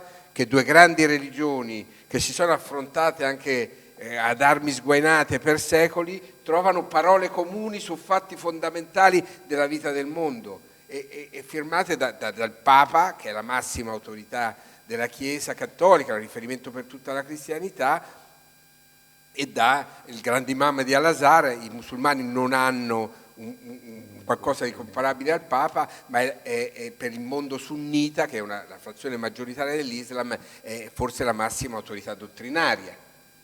Quindi è qualcosa di molto importante, no? Per dire queste cose, però bisogna farle capire che accadono, perché a volte vengono considerate come accessori rispetto in un giornale completo. Questo accade, ma a quel punto volevo dirvi, non mi interessa se sarà ancora di carta o il supporto con cui questo tipo di lavoro arriverà nelle nostre mani, se sarà sul tablet come lo facciamo oggi, che verrà superata a breve. Sapete già che stanno sperimentando smartphone e tablet piegabili.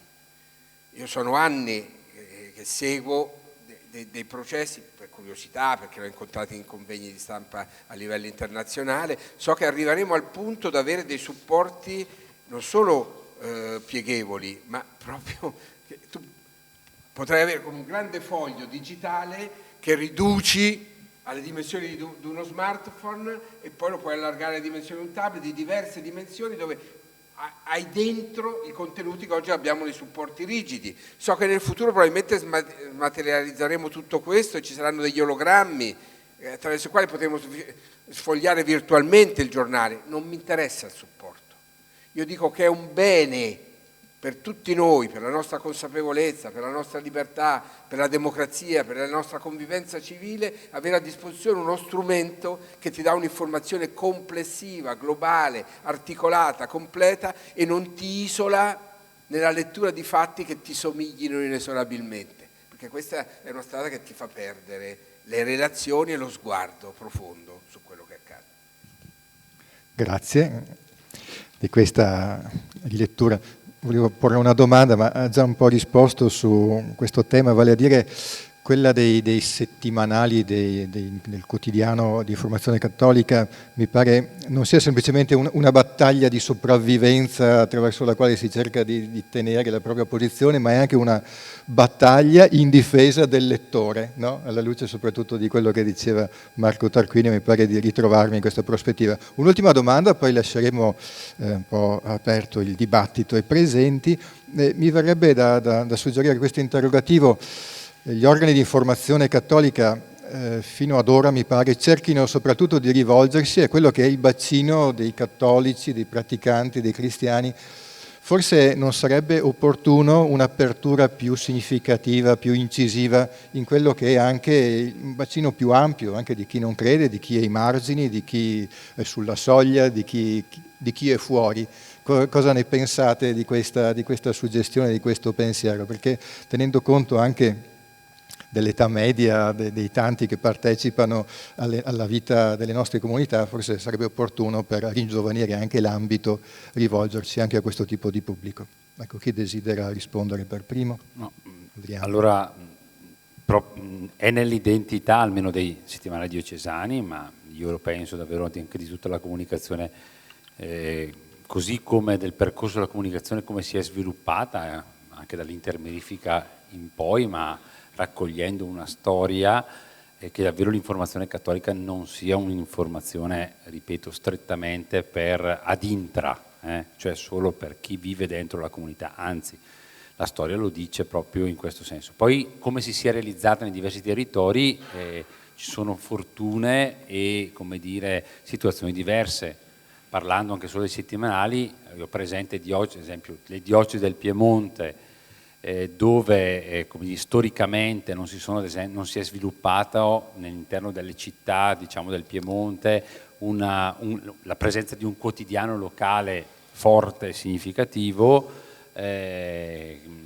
perché lì ha dominato un po' solo la stampa con un po' le sue edizioni locali. Di fatto i settimanali cattolici sono ancora i giornali veri del territorio, nel senso che veramente sono riconosciuti dalla comunità come i giornali del territorio, cioè la Gazzetta di Alba, che è una diocesina, fa ancora, credo, almeno 10-15.000 copie almeno, probabilmente, ma parliamo di diocesi molto piccole, però vuol dire che dentro quella comunità, oppure presenti in Lombardia, non so, Crema, il Nuovo Torrazzo, è la stessa cosa. Crema è una diocesi piccola, Crema è una diocesi che è dentro la provincia di Cremona, ma ha una sua identità e percepisce un suo senso di comunità, e lì si è concentrata intorno. Un giornale ha fatto quella comunità e in qualche maniera quella comunità continua a riconoscersi in quel giornale. Allora, questo però in termini, secondo me, di idea, di principio, di fondo in tutta, ma in qualche modo vale anche, credo, anche per Avvenire, almeno nell'intenzione di Paolo VI, lo era, non era di costruire un giornale, come dire, ripeto, strettamente ecclesiale, tutt'altro. Avvenire nasce dalla fusione di due giornali cattolici, come dire, radicati nel loro territorio a Milano e a Bologna.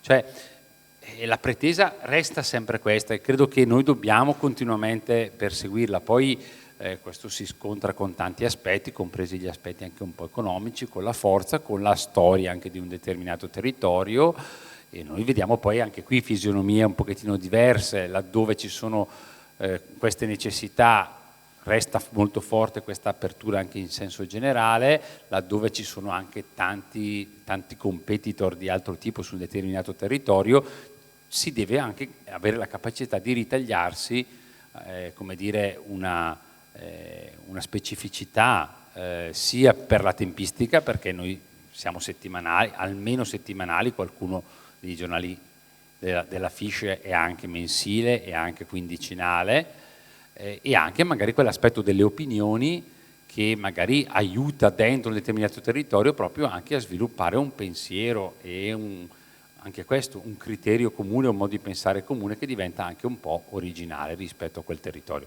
Però l'intenzione secondo me non è in discussione, anzi nel momento in cui noi la perdessimo rischiamo di, come dire, rinchiuderci, forse anche rinsecchirci da questo punto di vista.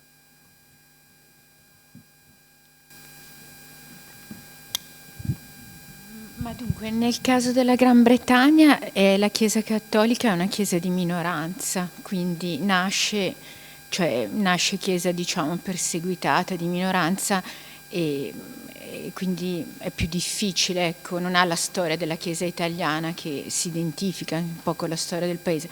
Però nel caso del tablet Al tablet contribuiscono molte firme, molti commentatori, analisti, anche politici famosi, cioè che sono laici, e quindi in questo caso si è raggiunto un buon dialogo, ecco, mi sembra.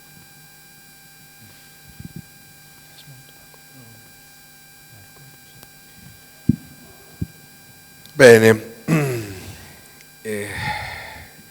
io penso che, ha già detto un po' Don Adriano di quello che è il mio lavoro e di qual è l'impostazione che è stata data dall'inizio ad Avvenire. È nato, ormai siamo nel 51esimo anno di vita, come giornale, figlio Avvenire però di 2 giornali con una storia molto più lunga. La storia della pubblicistica cattolica è molto lunga nel nostro paese. Prima di noi c'erano l'Avvenire d'Italia a Bologna e l'Italia a Milano, e ognuno di questi 2 giornali ha una storia ancora precedente, di giornali che sono fusi perché questi si realizzassero. Quindi è interessante e appassionante. Io poi l'ho risfogliata proprio l'anno scorso per il mezzo secolo nostro di vita. Sottolineo sempre un fatto però: i giornali cattolici in ogni tempo hanno servito la consapevolezza della comunità civile a schiena diritta. Dopo la seconda guerra mondiale i giornali cattolici, l'Italia e l'Avvenire d'Italia, tornarono in edicola con la propria testata.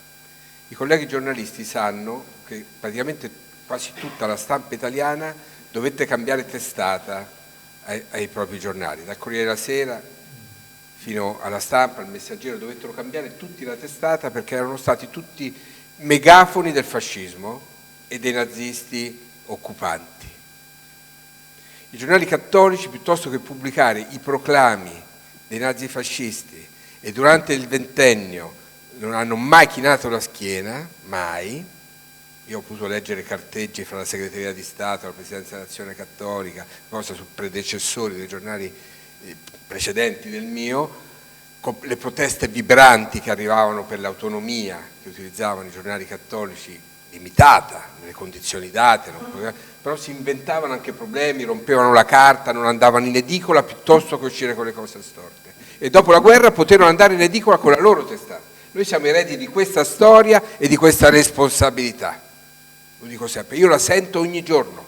L'unico beato italiano giornalista si chiama Edoardo Focherini ed era un giornalista dell'Avvenire d'Italia. È morto in campo di concentramento perché mentre faceva il giornalista e l'amministratore del suo giornale a Bologna, lui era di Carpi, una famiglia d'origine trentina, organizzava anche, oltre a fare questo tipo di giornalismo coraggioso accanto a Raimondo Manzini, che era il direttore, organizzava anche una rete per mettere in salvo ebrei e perseguitati politici. Ha salvato più di 100 persone, l'hanno ammazzato mentre aspettava il 7° figlio. La moglie era incinta del 7° figlio, poi una bambina che è nata. L'hanno ucciso in campo di concentramento e è morto per gli stenti lì. Questo per dire qual è la storia alle nostre spalle. Paolo VI ci ha affidato un compito molto chiaro, quello di essere un giornale che serve all'unità nella Chiesa e nella società italiana e nella società globale, che allarga lo sguardo sul mondo sempre, non lo riduce mai all'orizzonte stretto. Ha pensato un giornale che era glocal, diremmo in termini attuali, legato a un territorio ma aperto alla globalità. Ha pensato un giornale che lavorava, cito testualmente parole che ha ripreso Papa Francesco incontrandoci il 1° maggio dello scorso anno per i nostri 50 anni, un giornale che non pensa di creare clienti, ma sa di avere davanti degli interlocutori che deve rispettare fino in fondo, non deve creare clienti, non è una stampa la nostra che lavora per dei clienti, lavora per dei cittadini e delle persone nella loro piena dignità, dei fratelli e sorelle di fede, ma cittadini. Tempo in cui siamo. Papa Francesco ci ha ricordato che la nostra agenda la dettano solamente i poveri, gli ultimi e i sofferenti. Quindi c'è un atteggiamento pauperista. No, vuol dire che hai una scelta di campo nell'informazione che fai, dalla parte dei più deboli, sempre, sempre. E questo è un messaggio, devo dire, che oggi, io sono da 10 anni direttore di questo giornale, sto cominciando in questi giorni l'11° anno di direzione. Sono stati anni importanti nei quali Avvenire ha tenuto il campo per il sostegno della comunità cristiana e del suo editore, fondamentale. Qui ce n'è uno dei nostri editori, sono 226 vescovi italiani, ma anche per la il rispetto che c'è e un lettorato che si è andato allargando oltre i confini tradizionali di lettorato del giornale. Ne ho riscontro ogni giorno, è un lavoro faticoso, mai finito, e in questa fase complicata di firma, ma noi non siamo fatti per parlare a noi stessi, punto.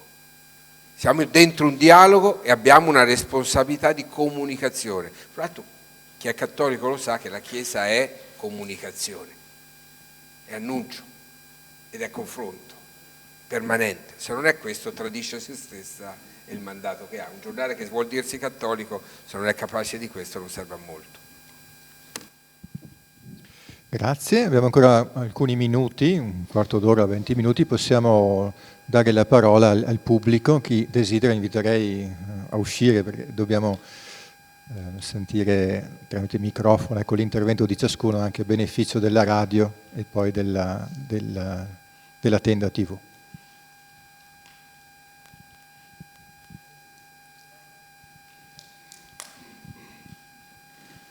Ora prendiamo questo microfono volante. Ecco, vescovo, deve parlare vicino al microfono. Quest'ultimo intervento su questo tema. Prendo atto e concordo pienamente con la missione, l'idea, il progetto che anima sia i giornali settimanali cattolici sia l'Avvenire. La mia impressione è che questo, specialmente per l'Avvenire parlo, sia accolto più dai giornalisti, dagli addetti ai lavori cioè la validità dei contributi, delle interpretazioni degli articoli dell'Avvenire sia accolto, ma anche dei giornali diocesani, si accolta più dagli addetti ai lavori che non dal grande pubblico, per il quale purtroppo credo, ma forse è la mia opinione, che è ancora il quale è ancora vittima di alcuni pregiudizi. L'Avvenire è il giornale dei vescovi. Cosa vuoi che dicano i vescovi? Cosa vuoi che dicano i vescovi? Sappiamo già, quindi inutile ascoltarlo. Che di per sé è vero, ma non è neanche vero. Oppure un giornale diocesano, il giornale della diocesi, cosa che ci interessi, mentre a volte dice cose molto interessanti. Cioè, credo che possa essere penalizzato più da un pregiudizio e una precomprensione che non dal reale valore e contenuto di quello che trasmette, che è quello che avete detto voi.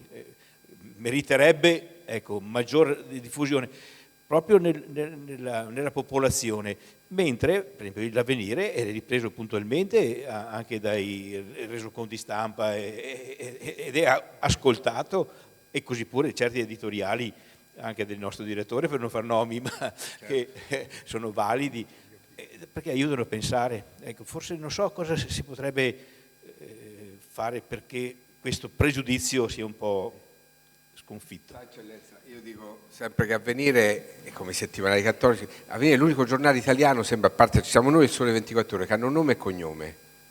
Cioè ogni volta che si dice il Sole 24 Ore, si è il giornale della Confindustria, ogni volta si dice Avvenire è il giornale dei vescovi, il giornale cattolico, ma soprattutto dicono il giornale dei vescovi, e uno pensa, dice vabbè, allora è il giornale che pubblica i comunicati dei vescovi italiani. Molti pensano questo sia poco più di un bollettino, è stata evocata prima da Don Adriano questa immagine del bollettino. I bollettini sono i bollettini, i grandi quotidiani di informazione o settimanali del territorio che fanno un'informazione sulla vita della comunità cristiana, ma anche sulla vita della comunità civile, sui grandi fatti, sono un'altra cosa. Chi lo prende in mano e lo legge capisce di che cosa parliamo, ovviamente.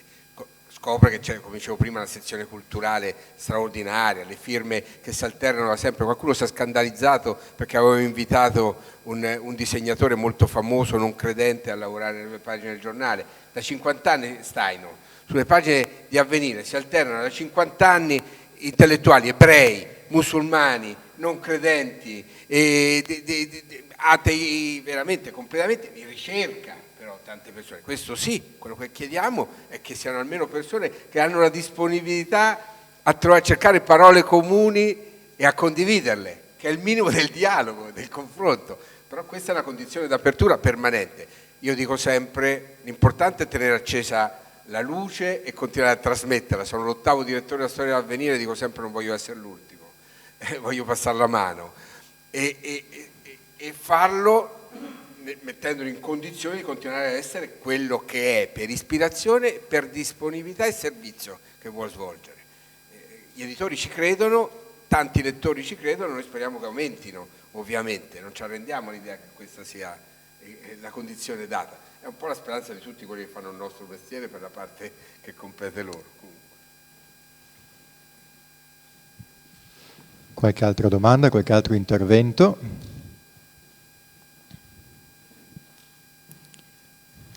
Ecco. 2 domande. Diciamo anche il nome, per favore. Bruno Facca, buongiorno. Ho visto che avete evidenziato molti aspetti importanti della situazione reale della stampa. Un aspetto invece che secondo me molto spesso non viene evidenziato e che secondo me sarebbe molto importante è quello che, al di là del giustamente ascoltare, leggere, confrontare, utilizzare tutti questi mezzi cartacei, web o quello che è l'aspetto della riflessione. Io noto che ai tempi di oggi si consuma tutto velocemente, si deve andare velocemente, si deve raggiungere l'obiettivo velocemente, però l'aspetto della riflessione, che significa fermarsi un attimo, approfondire e andare al di là dei paraventi che altri non vanno, molto spesso viene lasciato a parte. Ecco, quindi volevo sapere cosa ne pensate di questa. Sì, grazie. Sull'importanza della riflessione e dell'approfondimento che i settimanali diocesani e l'informazione cattolica può offrire ai lettori. Non so se c'era qualche altro intervento ancora, qualche altra domanda, se no proviamo a rispondere a questo interrogativo.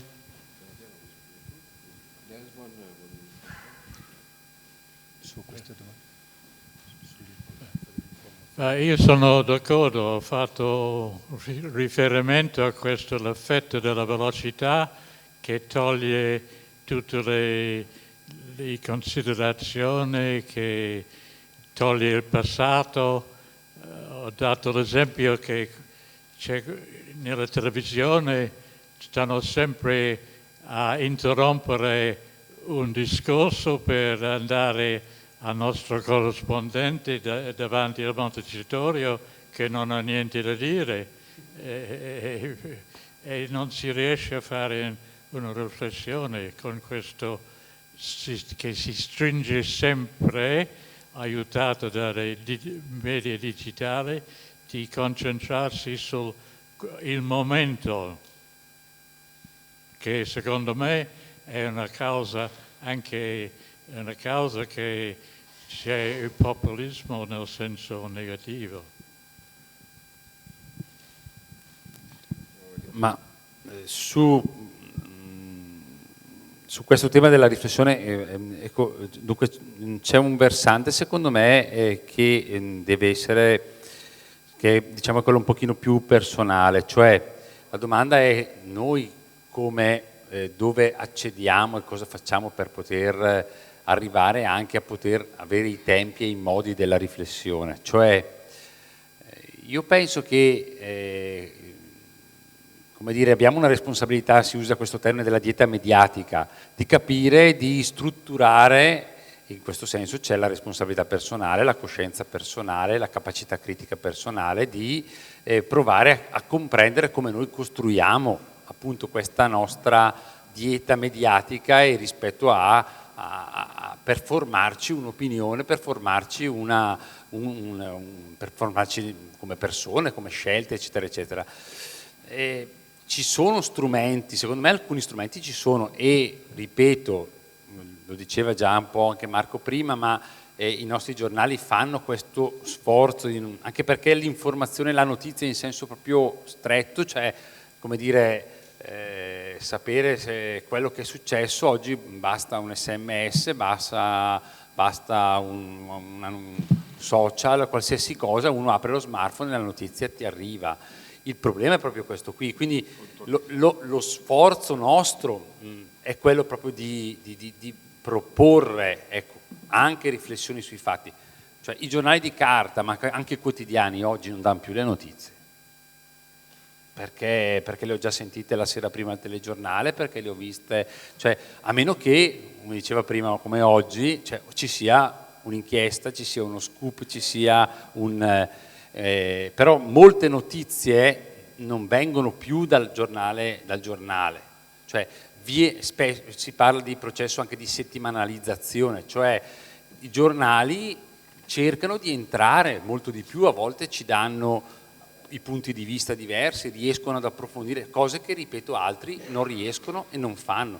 La televisione ha dei tempi tali che, cioè, poi dopo lì nella dinamica dei talk si azzannano tra di loro, quindi alla fine, vabbè, cosa volete? Cioè, io non ce la faccio più a vederli, cioè, io proprio non ce la faccio più, ormai faccio obiezioni di coscienza sui talk, soprattutto quelli politici. Non ci arrivo, perché alla fine effettivamente non porti a casa nulla. Allora, se io ho l'occasione, però io sono convinto che gli strumenti ci siano, cioè non è che non ci sono. Qui sta anche un po' a noi a dire sì, ho saputo questa notizia, però poi dopo vado anche a approfondirla. Dove posso andare a approfondirla? Credo che di strumenti ce ne sia, bisogna conoscerli. Scegliere, dico, non tutti i giornali si possono comprare perché in tasca, però io devo scegliere di comprare Avvenire.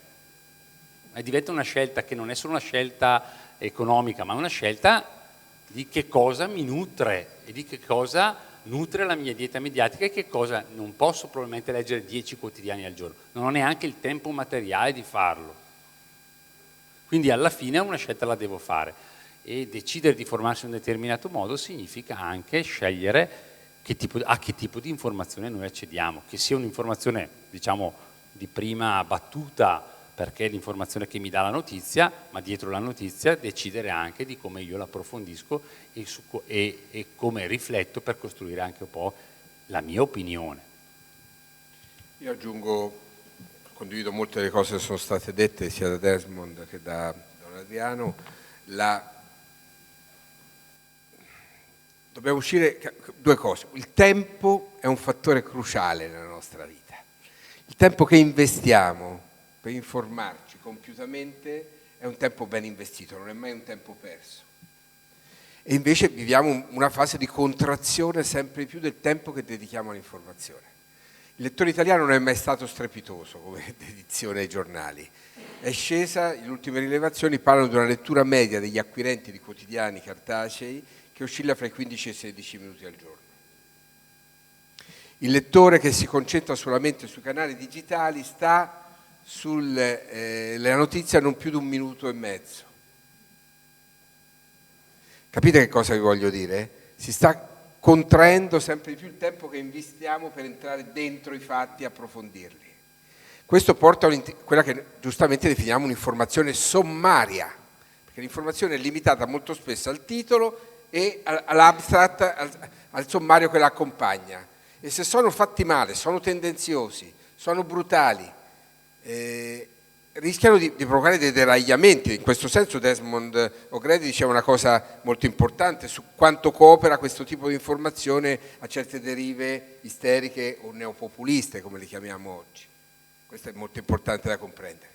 Per cui investire il tempo è fondamentale. Il lettore di Avvenire, e lo dico sempre, avverto prima, non è una condanna, è un dato di fatto. Legge mediamente fra i 48 e i 50 minuti il giornale che compra. Io dico, non è una condanna, non è che uno è obbligato a leggere per almeno 3/4 d'ora il giornale.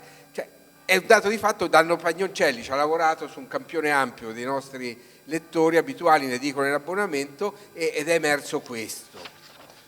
Vuol dire che riprende il giornale in mano più volte, i nostri approfondimenti sono sfruttati da chi ci legge. E questa è una cosa importante, fondamentale, direi. E quello hanno spiegato bene loro per quale motivo e non mi ci soffermo. Però io vorrei dire che abbiamo bisogno di questo sempre di più e non inseguire anche attraverso i canali digitali il click per il click, perché più ti cliccano su diverse notizie, ci stanno poco, ma contano i click che tu inanelli, più che hai ancora del tempo di lettura nel quale ti fermi. Ma io dico sempre che la potenza anche del click, rubo lo slogan a una grande casa italiana di produttore di gomme che diceva: la potenza senza il controllo è nulla. I click che io offro devono essere click che ti si fermano perché tu capisci che è una cosa solida, che vale la pena di fermarci sopra, che il tempo che voi mettete per leggere noi lo mettiamo per verificare le notizie, per incrociare le cose, non fermarci alla prima fonte che butta la notizia, ma incrociamo le fonti come si impara dall'inizio del nostro mestiere, verifichiamo i fatti, sentiamo le persone protagoniste, ci poniamo il problema di chi stiamo parlando, che sono sempre uomini, donne con una storia, con le relazioni, con le cose. Questo è il tempo di cui abbiamo bisogno e se perdiamo questo tempo perdiamo il senso di cosa vuol dire fare informazione e riceverla e condividerla. Grazie. Silvia. Stiamo avviandoci alla conclusione, non so se c'era qualche altro intervento. Io volevo porre una domanda. L'editoria e l'informazione cattolica come si pone rispetto ai ragazzi? Nel senso che saranno il futuro, saranno il pubblico di lettori. Allora quali iniziative, quali forme organizzative, quale coinvolgimento nel mondo dell'editoria cattolica è stato messo in atto, è in realizzazione per acquisire anche una sensibilità diversa rispetto al mondo giovanile? Grazie. Grazie, stavo proprio pensando a una domanda di questo genere e anche un po' un messaggio che possiamo lasciare ai ragazzi che sono venuti ad ascoltarci quest'oggi. Chi desidera cominciare? Dunque, in Gran Bretagna ci sono 2 app curate dai gesuiti, 2 app che si chiamano Pray As You Go e adesso l'altra non me la ricordo. Ci sono 2 app curati dai gesuiti che sono molto usati dai giovani e una è un'app dove si trova una riflessione ogni giorno, però fatta molto bene, cioè con un video, con della musica, quindi proprio crea uno spazio, diciamo, spirituale online. E un altro invece è un'app molto ricca che offre un po' di tutto, di riflessioni spirituali e altre cose.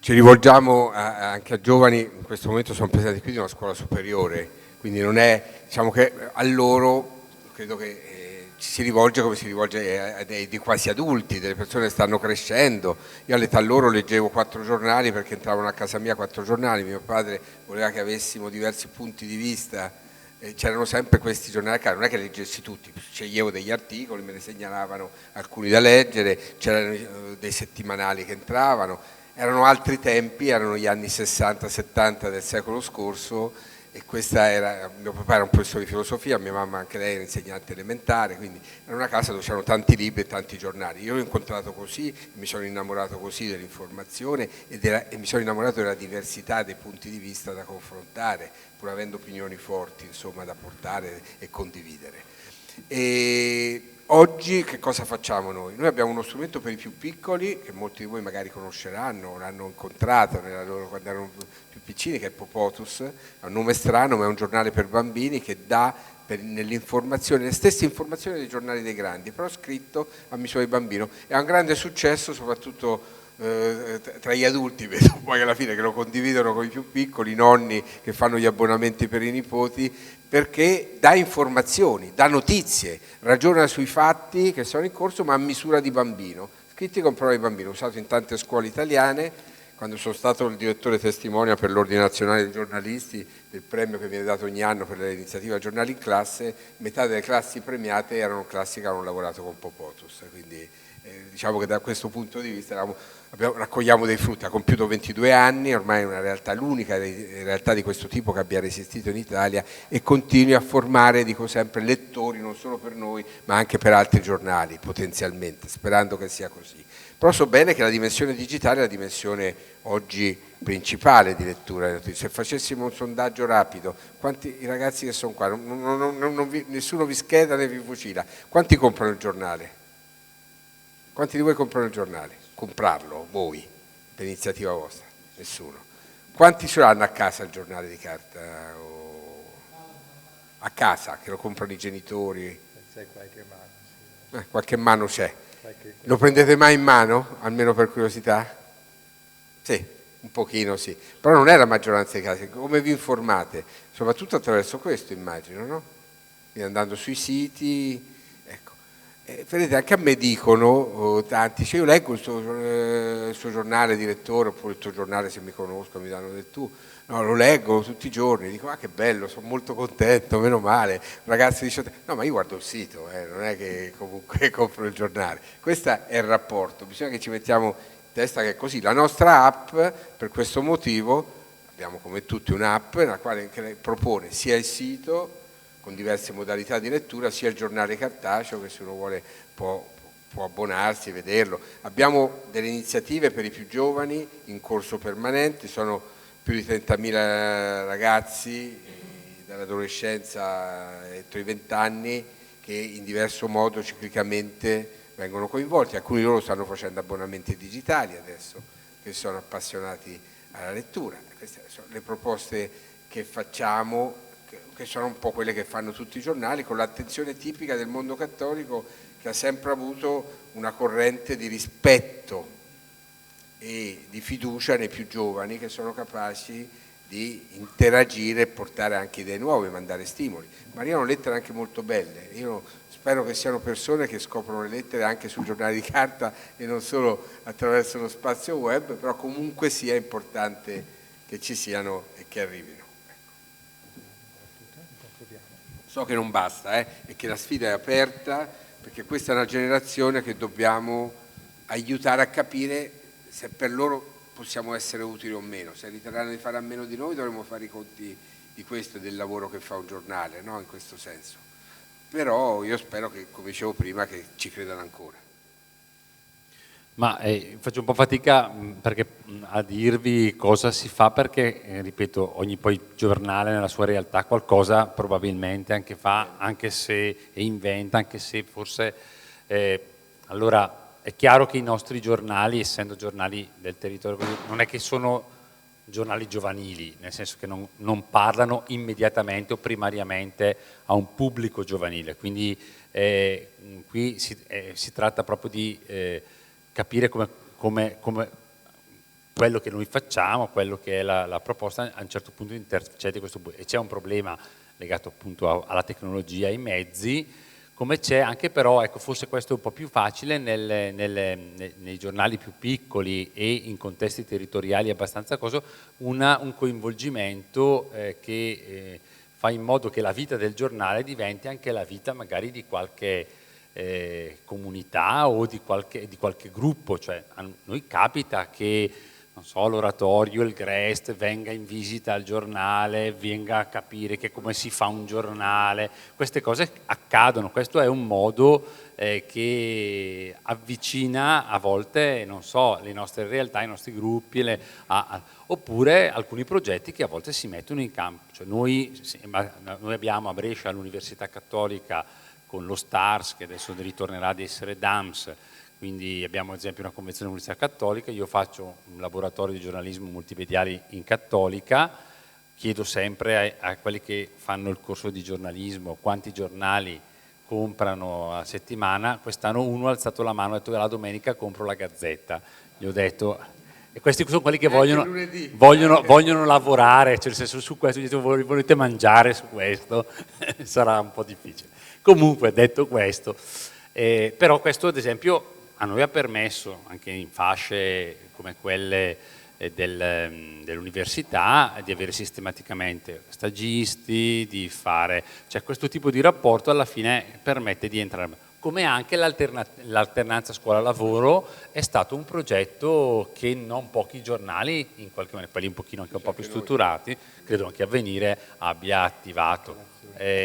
Ad esempio, chiaro, i tempi sono anche un po' ristretti, però non so, ho presente un giornale che ha fatto questa cosa, quei 4 o 5 che arrivano, che stanno solo una settimana, hanno ad esempio un compito legato alla realizzazione di un piccolo video piuttosto su una notizia, quindi gli dai 2 o 3 estremi per poter fare un certo tipo di lavoro, però loro ad esempio dal punto di vista anche della manualità e della tecnologia sono più avanti di noi, cioè nel senso che se tu gli dici di andare a fare un video su questa cosa perché c'è questa notizia da raccontare, non devi spiegargli la tecnologia perché sanno già farla e te la spiegano loro, e il prodotto è anche estremamente bello e accattivante. Tra l'altro anche sui nostri siti, cioè accompagnare, ma ci accorgiamo che sui social le cose che si vedono di più e che vengono più cliccate, che vengono anche più guardate, sono i video e le opinioni, cioè i nostri pensieri, le nostre idee e poi questa capacità. Ecco, in questa ibridazione nel piccolo magari riesce un po', dopo chiaro che dipende anche dalle forze che uno ha in campo nei giornali e anche dalla possibilità, contatto che ha sul territorio, le scuole piuttosto che gli oratori, piuttosto che altro. Però qualcosa c'è in giro, sicuramente si può fare di più. Grazie. Mi verrebbe da aggiungere solo un pensiero, forse dovremmo dare anche più spazio nei nostri giornali a quello che accade nel mondo giovanile. Un po' lo facciamo magari parlando oratori, GREST, associazioni, scout, azione cattolica, gruppi giovanili, ma forse potremmo farlo in modo un po' più incisivo. Abbiamo in perfetto orario a chiudere questa nostra tavola rotonda. Ringrazio i nostri relatori, a partire da Marco Tarquinio, Adriano Bianchi, Desmond O'Grady e Silvia Guzzetti, che sono venuti e hanno condiviso così il loro personale punto di vista su quello che è lo status dell'informazione cattolica nel contesto italiano e internazionale. Grazie alla Tenda TV che ha ripreso questo nostro appuntamento, Radio Palazzo Carli che ha mandato in onda in diretta la tavola rotonda. Grazie a tutti voi che siete venuti qui, i ragazzi del liceo, i colleghi giornalisti e il pubblico in sala.